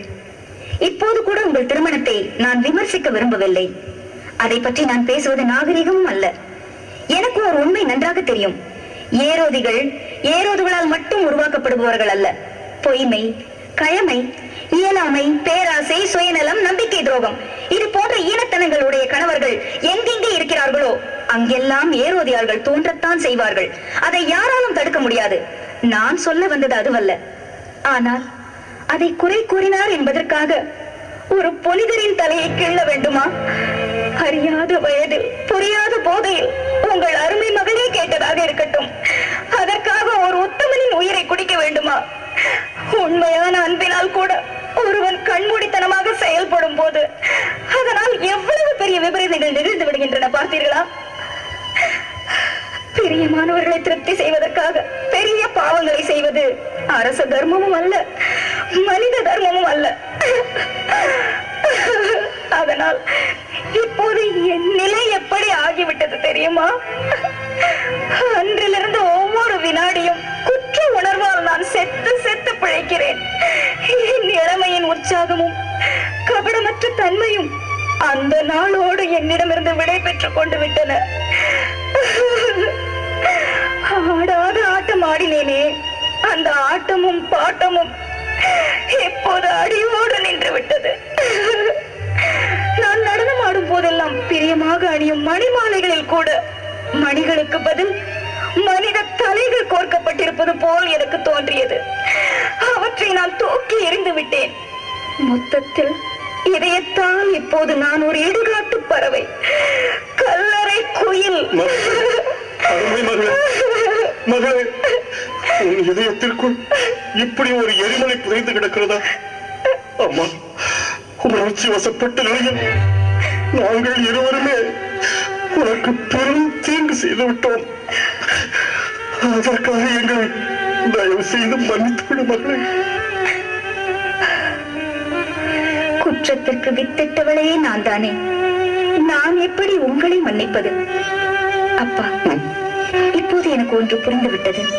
நம்மை மட்டுமல்ல, இந்த நாட்டையே ஆண்டவர் இனி ஒருபோதும் மன்னிக்க போவதில்லை. அன்று ஸ்நாபக அருளப்பர், நேற்று இயேசு, இப்படி புனிதமானவர்கள் எல்லாம் அடுத்தடுத்து இங்கே அநியாயமாக கொல்லப்படுகிறார்கள். இது நல்லதற்கல்ல. மிக விரைவில் இந்த நகரம் நாசமாக போகிறது. நாடு அழியப் போகிறது. இன்னும் இங்கே மனிதர்கள் உயிருடன் தான் இருக்கிறார்களா? இன்னும் இந்த நகரம் சுவாசித்துக் கொண்டுதான் இருக்கிறதா? படுபாவிகள் கடவுளையே கொன்று விட்டார்களே, இனி இவர்கள் எதைத்தான் செய்ய மாட்டார்கள்? இனி என்ன ஆகும்? இந்த பேயருள் இனி இப்படியே இருந்து விடுமா? மீண்டும் அந்த ஞான கதிர் நாளை உதித்து விடுமா? என்னைப் போலவே என் நம்பிக்கையும் இப்போது தள்ளாடுகிறது. இந்த பூமியைப் போலவே என் அறிவிலும் இப்போது இருள் சூழ்ந்து விட்டது. படித்த வேதம் மறந்து விட்டது. அந்த பாழாய் போன பரிசேயர் செய்த படுகொலை மட்டும்தான் இப்போது என் நினைவிலே நிற்கிறது. இனி என்ன நடக்கும்? இறந்த இறைமகன் மீண்டும் வருவாரா? மீண்டும் வருவாரா? வேத சத்திய வெளிச்சத்திற்கு வருமா? அல்லது ஐயோ, அதை என்னால் எண்ணி பார்க்கவே முடியவில்லையே. அவர் இல்லாத உலகத்தை என்னால் கற்பனையில் கூட காண முடியாதே. நான் என்ன செய்வேன்? நான் என்ன செய்வேன்? ஐயா, ஐயா, ஏன் அழுகிறீர்கள்? யாரப்பா நீ? இந்த நாடே கண்ணீரில் மிதக்கின்ற இந்த அவல வேளையில் உன்னால் மட்டும் எப்படி அழாமல் இருக்க முடிகிறது? நான் நிறைய அழுது விட்டேன் பெரியவரே. நேற்றைய முந்தின நள்ளிரவிலிருந்து இதோ சற்று முன்வரை இனி அழுவதற்கு என் கண்களில் கண்ணீரே மிச்சமில்லை. அது வற்றிவிட்டது. யாருக்காக அழுதாய்? யாருக்காக நீங்கள் அழுகிறீர்களோ, யாருக்காக இந்த நாடே இப்போது அழுது கொண்டிருக்கிறதோ அவருக்காகத்தான். அது இயேசு என்ற மெசியாவுக்காகத்தான். கெத்செமனே தோட்டத்தில் என் கண்ணெதிரிலேயே அவரை யூத வெறியர்கள் கைது செய்தார்கள். என்ன, உன் எதிரிலேயா? நீ அப்போது அங்கே இருந்தாயா? ஆம், அன்றிரவு அவரை பின்தொடர்ந்து சென்றவர்களில் நானும் ஒருவன். முழு விவரமும் கூறினால்தான் உங்களுக்கு புரியும். என் பெயர் மார்க்குஸ். மார்க் என்று அழைப்பார்கள். என் தாயின் பெயரும் மரியாள்தான். இயேசு கிறிஸ்துவின் மீது பெரும் ஈடுபாடு கொண்டவர் என் அன்னை. சென்ற வருடம் பாஸ்கா பண்டிகையை இயேசு தம் சீடர்களுடன் எங்கள் வீட்டில் தான் கொண்டாடினார். ஓ, அப்படியா? நாங்கள் மட்டுமல்ல, என் ஒன்றுவிட்ட சகோதரன் பர்னபாஸ் கூட எப்போதும் அந்த இயேசுவின் திருக்கூட்டத்தில் தான் இருப்பார். எனக்கு ராயப்பரிடம் மட்டும் கொஞ்சம் பழக்கம் உண்டு. கெத்செமனியில் என்ன நடந்தது? என்ன நடந்ததா? நேற்று நிகழ்ந்த சோக நாடகத்தின் முதல் காட்சியே அங்கே தானே துவங்கியது.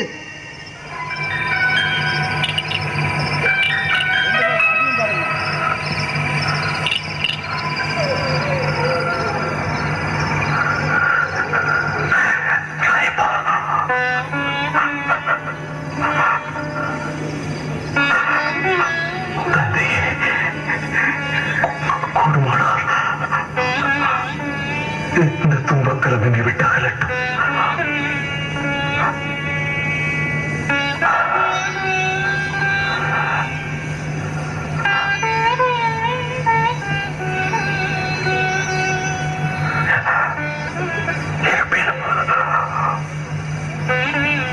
உன் சித்தம் என் விருப்பப்படி என்று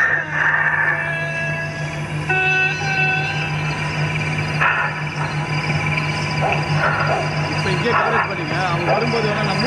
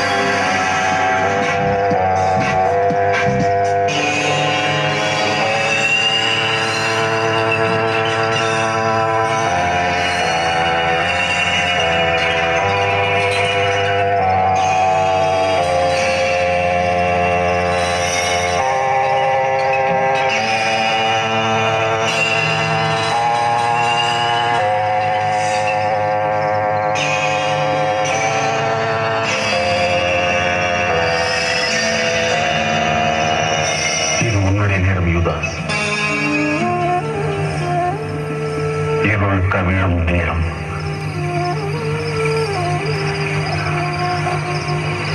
போதகரே,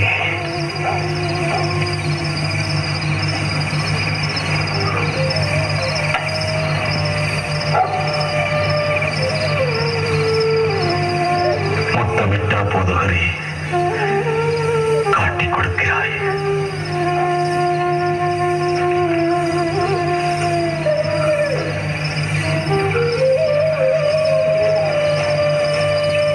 அவன்தான், கைது செய்யுங்கள்.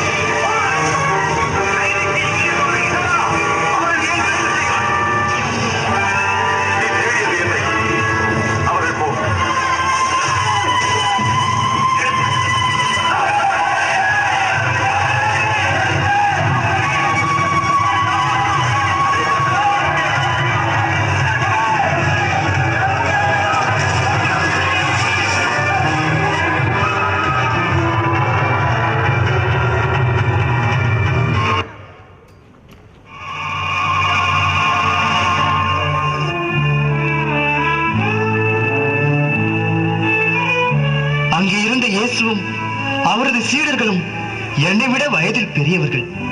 அந்த ஆபத்தான நேரத்தில் அவர்களை வயதில் இளைஞனான நான் எப்படியும் காப்பாற்றி இருக்க வேண்டும். ஆனால் நான் என்ன செய்தேன்? என்னை பிடிக்க வந்த காவலனின் பிடியில் என் துப்பட்டியை விட்டுவிட்டு ஒரு கோழையை போல் உயிர் தப்பி ஓடி வந்து விட்டேன். இத்தனைக்கும் இயல்பில் நான் ஒரு கோழையே அல்ல, தைரியசாலி என்று மட்டுமல்ல, கொஞ்சம் முரடன் என்று கூட என்னை சொல்வார்கள். ஆனால் நான் தான் அப்படி ஒரு படுகோழையாய், பேடியாய், தலை தப்பினால் போதும் என்று ஓடி வந்திருக்கிறேன். அப்போதிலிருந்தே வீட்டிற்கு கூட போகவில்லை. 2 நாட்களாக பித்தம் பிடித்தவனைப் போல இந்த எருசலேத்தின் வீதிகளில் சுற்றிக் கொண்டிருக்கிறேன். மனதில் நிம்மதி இல்லை, கண்களில் உறக்கம் இல்லை. என் நிலையும் அதுதான். என்னால் எங்கேயும் நிலை கொள்ள இயலவில்லை. தணலில் புழுவை போல் தவித்துக் கொண்டிருக்கிறேன். ஆமாம், இதுவரை நீங்கள் யார் என்று என்னிடம் கூறவில்லையே. நானா? 2 நாட்களுக்கு முன் இந்த கேள்வி நீ என்னிடம் கேட்டிருந்தார். நானா? நான் அரபிக் மொழியில் அரும்புலவன். இந்த நாட்டையே ஆட்டிப்படைக்கும் சக்தி வாய்ந்த உணர்ச்சி கவிஞன். நாணல் தாளில் இங்கே எல்லோரையும் போல் நானும் எழுதுபவன் தான் என்றாலும் நான் இயல்பில் நாணல் அல்ல. எவருக்கும் அழையாதவன், எதற்கும் அஞ்சாதவன் என்றெல்லாம் பெருமையுடன் கித்தாப்பு பேசியிருப்பேன். ஆனால் இப்போதும் நான் அப்படி பேசினால் என் மனசாட்சியே என்னை எள்ளி நகையாடும். இந்த நாட்டின் அறமும் அன்பும் பட்டப்பகலில் பலர் முன்னிலையில் பகிரங்கமாக படுகொலை செய்யப்பட்டு விட்டன. இதயமற்ற நீசர்கள் நீதியை நிர்மூலப்படுத்திவிட்டு வெற்றி முழக்க விட்டார்கள். பணமும் பதவியும் உள்ள சில மதவெறியர்கள், நெறியறியாத ஏரோது மன்னன், நியாயத்தை தாயமாடும் பிலாத்து, இவர்கள் எல்லோரும் சேர்ந்து செய்த கூட்டுச் சதியால் இந்த தேசத்தின் தர்மமே பலியாகிவிட்டது. இந்த கொடுமையை தடுத்து நிறுத்த என் எழுத்துக்கு சக்தியில் என் கவிதை ஊமையாகிவிட்டது. என் புலமை வெறும் பெட்டை புலம்பலாகிவிட்டது. நான் மட்டுமல்ல, இந்த நாட்டில் இன்றுள்ள அறிஞர்கள், புலவர்கள் எல்லோருமே இந்த உலக மகா அநீதியை, அக்கிரமத்தை தடுத்து நிறுத்த சக்தியற்ற பேடிகளாகிவிட்டோம். வெறும் நாணல் பொம்மைகளாகிவிட்டோம். எங்கள் அறிவு, புலமை, கவிதை எல்லாமுமே வெறும் பேடிகளின் கைவாட்களாகிவிட்டன.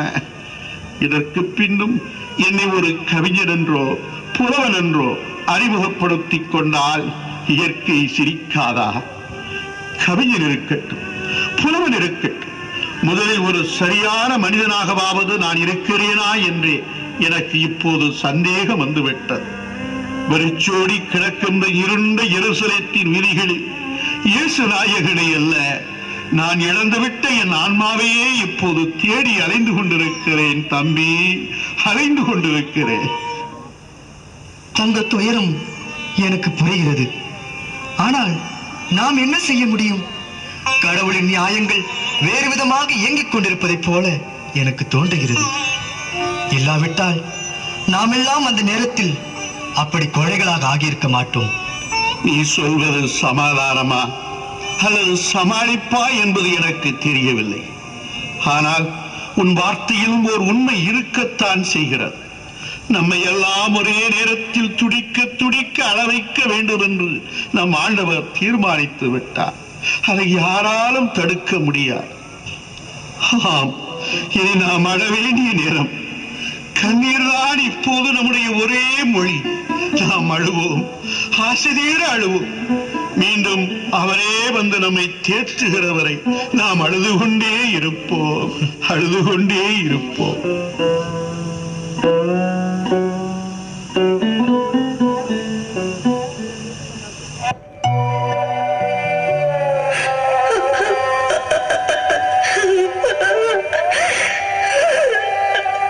அழாதே மகளே, கிடந்து முகம் கழுவிக்கொண்டு ஏதாவது சாப்பிடு.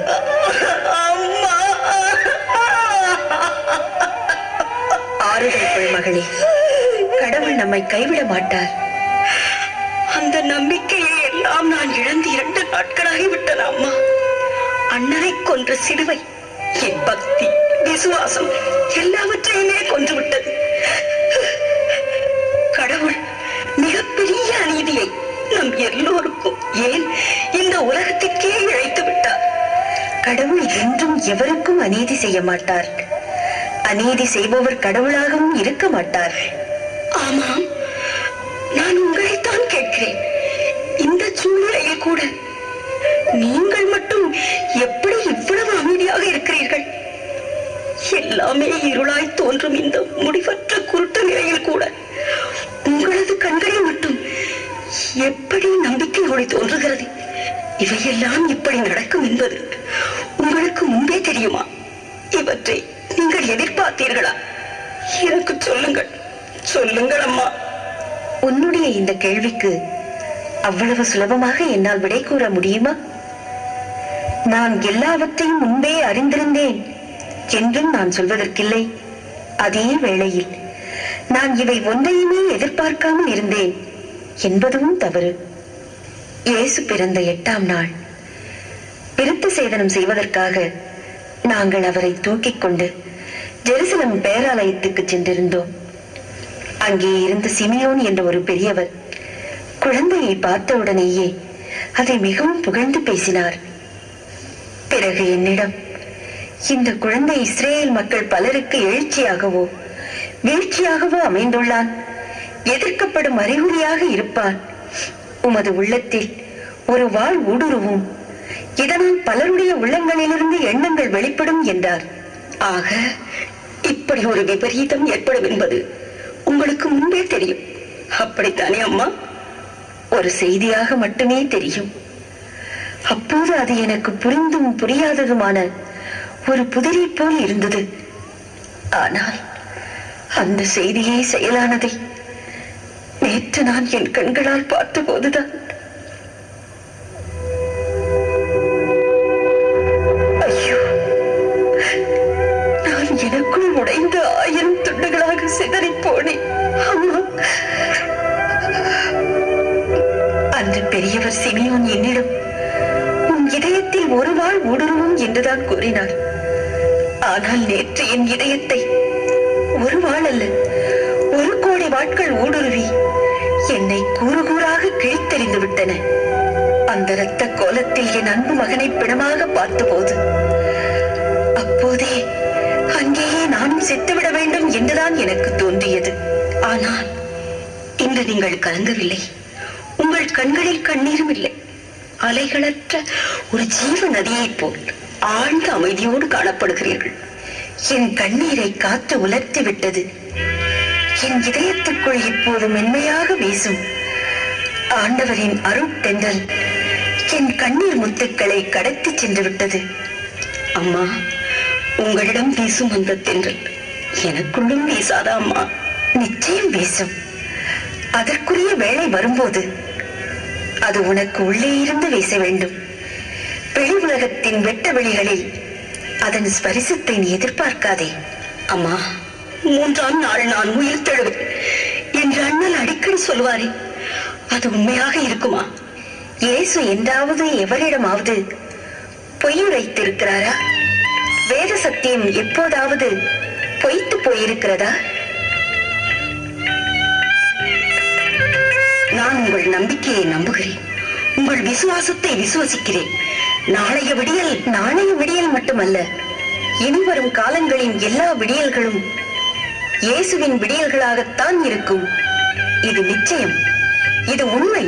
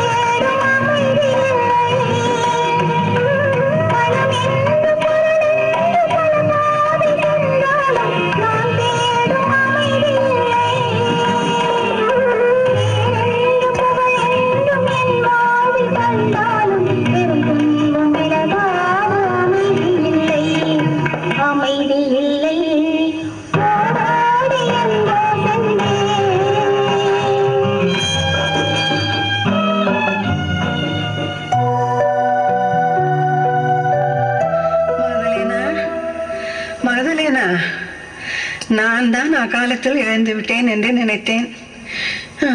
ஆனால் நீ எனக்கு முன்பே எழுந்து விட்டாய் போல இருக்கிறது.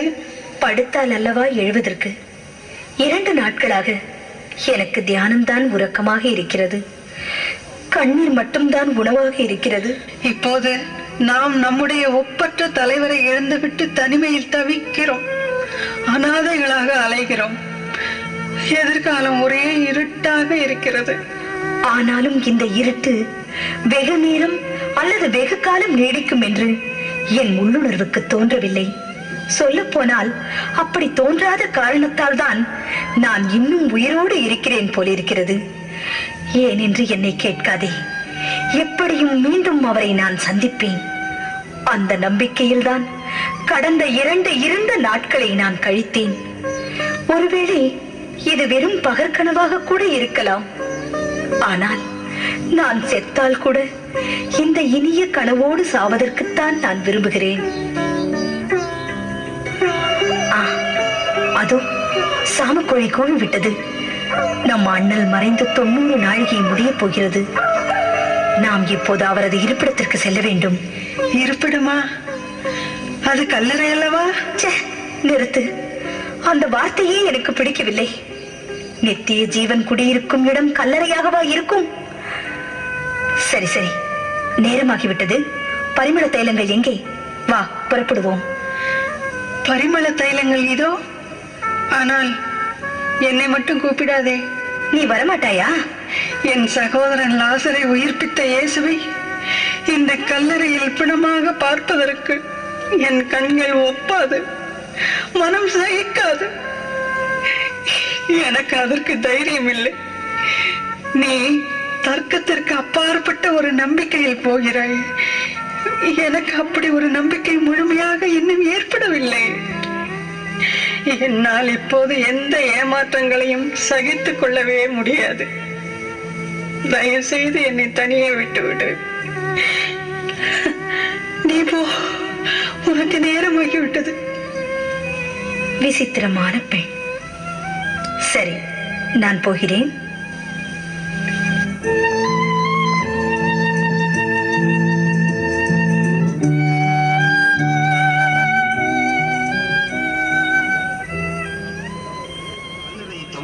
அந்த 90 நாழிகைகளில் அந்த 36 மணி நேரத்தில் பல வகையான மனிதர்களின் பல வகைப்பட்ட பரிமாணங்கள் இவ்விதமாக வெளிப்பட்டன.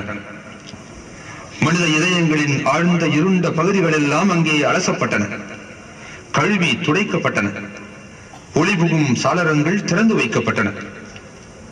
அந்த மகோன்னதமான வேளையில், அந்த உருக்கமான முதல் தவக்காலத்தின் முற்றி படுத்த நிலையில் இந்த அந்தரங்க ஆத்ம சோதனைகள் எல்லாம் ஒரு அற்புதமாய் நிகழ்ந்தேறின. அதன் அடுத்த கட்டம், அதோ எல்லையற்ற பெரும் கருணையின் உதயம் இப்போது தரிசனமாகிறது. மீட்பின் பூபாலம் அங்கே ஒலிக்க துவங்குகிறது.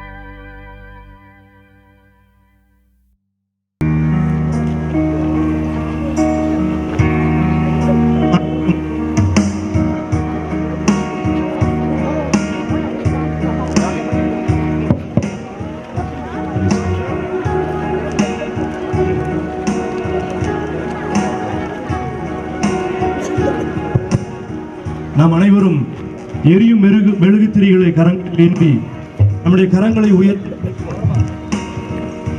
உலகின் ஒளியாம் அந்த ஆண்டவர் இயேசு இருளை அகற்றி நமக்கு பேரொளியை தந்திருக்கிறார். நீங்கள் உலகெங்கும் சென்று நற்செய்தியை பறைசாற்றுங்கள் என்று நமக்கு அழைப்பு விடுத்திருக்கிறார். நம் கரங்களில் வைத்திருக்கிற அந்த ஒளி நமக்கு மட்டுமல்ல, பிறரும் வெளிச்சத்தில் வாழ்வதற்கு இந்த ஒளி உறுதுணையாய் அமைவதாக. அப்பொழுதுதான் நீங்களும் நானும் அந்த உயிர்த்த இயேசுவுக்கு சாட்சிகளாய் இருக்க முடியும். என் கடவுள் இந்த உலகத்தின் மீது அன்பு கொண்டு தன்னையை வெறுமையாக்கி அடிமையின் தன்மை பூண்டு மனிதனுக்கு ஒப்பாய் சாவை ஏற்கும் அளவிற்கு, அதுவும் சிலுவை சாவையை ஏற்கும் அளவிற்கு தன்னையை கீழ்ப்படிபவராய் மாற்றிக்கொண்டார். அந்த தெய்வத்தை, அந்த ஆண்டவனை, அந்த இறைவனை நம்முடைய இதயங்களில் ஏற்றுக்கொள்வோம். அந்த ஒளியான இறைவனை நம்முடைய கரங்களில் ஏந்தி நம்முடைய உள்ளத்திலே அந்த ஒளியை வீச செய்வோம். நம்முடைய பாரத தேசம் ஒளி பெறட்டும், நம்முடைய வீடுகள் வெளிச்சத்தில் வாழட்டும், நம்முடைய எண்ணங்கள் ஒளியின் பிம்பங்களாய் மாறட்டும், நம்முடைய சிந்தனைகள் தெளிவு பெறட்டும், நம்முடைய பார்வைகள் விசாலமாகட்டும். இறைவனுடைய ஆசீரும் அருளும் நம்மையும் நம்முடைய குடும்பங்களையும் ஆண்டு நடத்த இறையருள் வேண்டி மன்றாடுவோம்.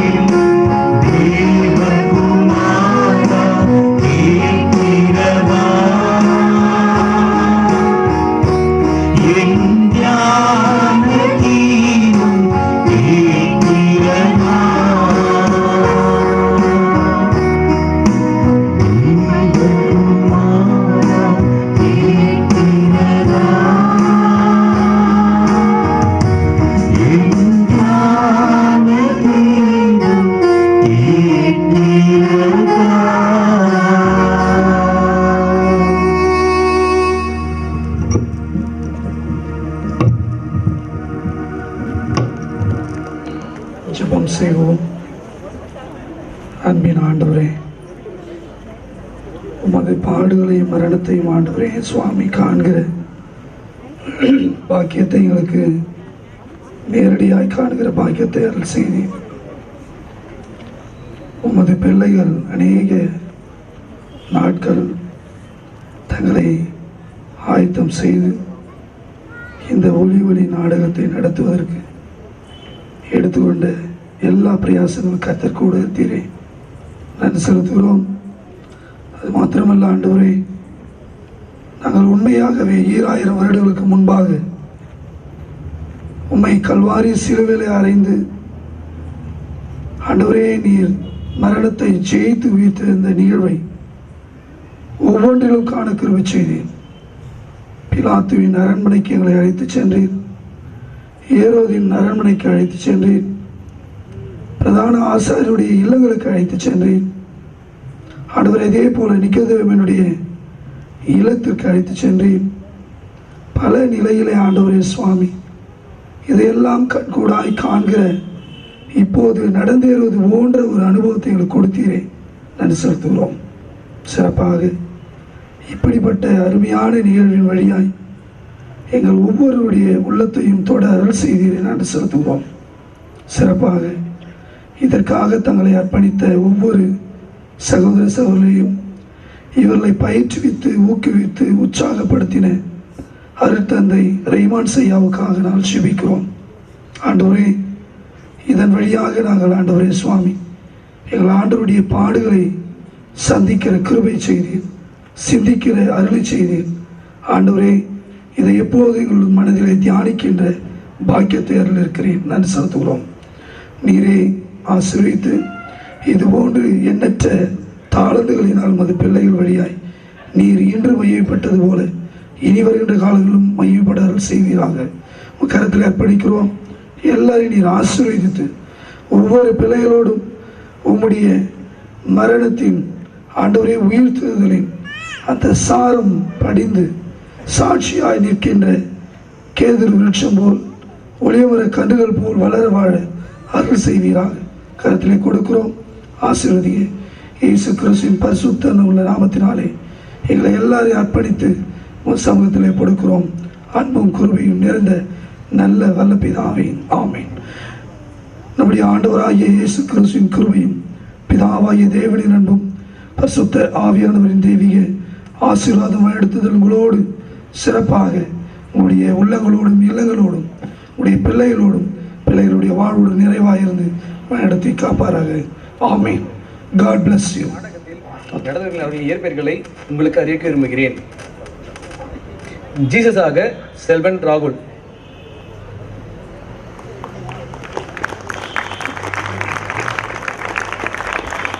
மாதாவாக மிஸ்ஸஸ் பெட்டி,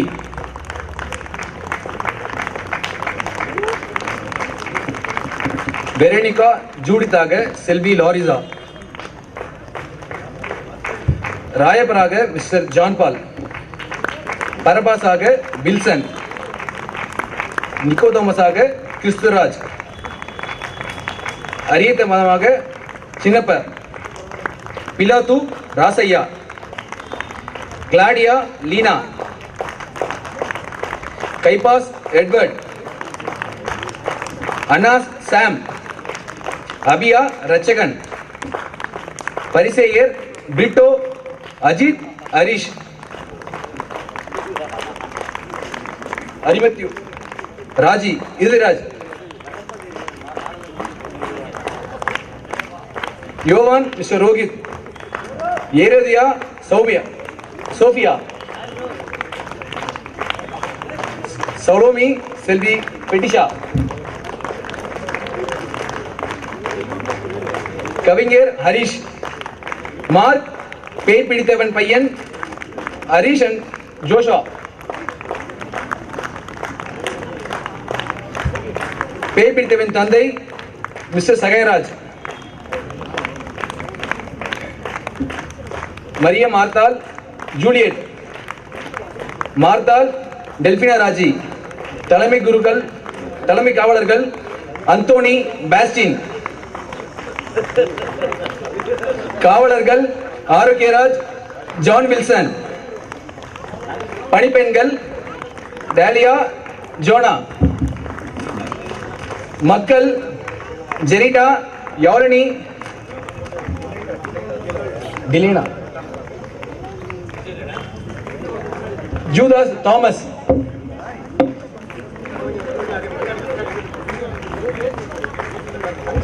sound director Vinoth. Mixer operator Ramesh. Light director Maria Sylvester. மேடை அலங்காரம் ஆல்பர்ட் ஜெரி மற்றும் குழுவினர்கள். மேடை அலங்காரம் பிரேம் ரோட்டரி க்ளோஸ்.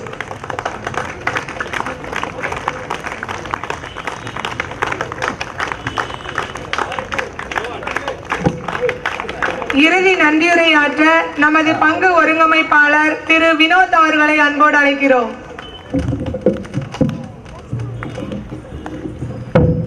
இப்படிப்பட்ட ஒரு படைப்பை இயல் இசை வடிவத்தில் தந்த அருட்தந்தை அற்புதசாமி அவர்களுக்கு எங்களுக்கு முதல் கண் நன்றியை தெரிவித்துக் கொள்கிறோம்.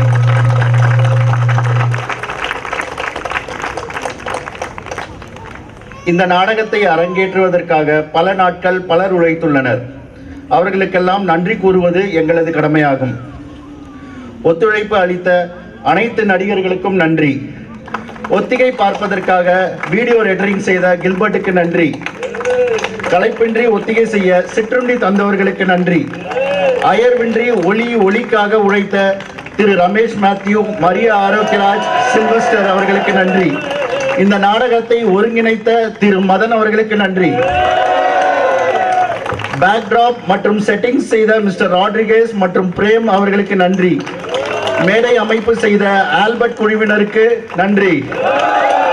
ஒப்பனை செய்ய உதவியவர்கள் சசி வின்சென்ட், சசி அண்ட் குமாரி அவர்களுக்கு நன்றி. இங்கு வந்து கிரவுண்ட் சுத்தம் செய்து ஷீட்ஸ்களை போட உதவிய Mrs Anandhi, Saritha, Charumathi and Anthony அவர்களுக்கு நன்றி. பார்க்கிங் மெயின்டெனன்ஸ் செய்த இளைஞர் குழுவினருக்கு நன்றி.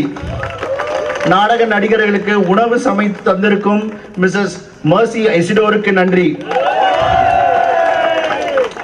எல்லாவற்றுக்கும் மேலாக கடின பாறையில் இருந்து சிற்பங்களை வெளிக்கொணர்ந்து இந்த இனிய மாலையில் புதிய அனுபவத்தை நமக்கு தந்த நமது பங்கு அருட்பணி தந்தை ரேமன் பீட்டர் அவர்களுக்கு பெரும் நன்றி. இங்கு வந்து பொறுமையாக பார்த்த உங்கள் அனைவருக்கும் நன்றி. நான் யாராவது விட்டிருந்தா மன்னிக்கவும். அவர்களுக்கு எல்லாருக்கும் பெரிய நன்றி. Thanks for the evening. And இங்க வந்திருக்க ஃபாதர் ராபின்ஸ், ஃபாதர் தேவநேசன், அப்புறம் வந்து நம்ம நெய்பர் பாரிஷ்ல இருந்து வந்திருக்கிற எல்லாருக்கும், வந்திருந்த ஃபாதர்ஸ் அண்ட் பாஸ்டர்ஸ்க்கு மிக நன்றி. அண்ட் நெய்பர் பாரிஷ்ல இருந்து வந்த மக்களுக்கு மிகவும் நன்றி. Thank you and good evening and good night.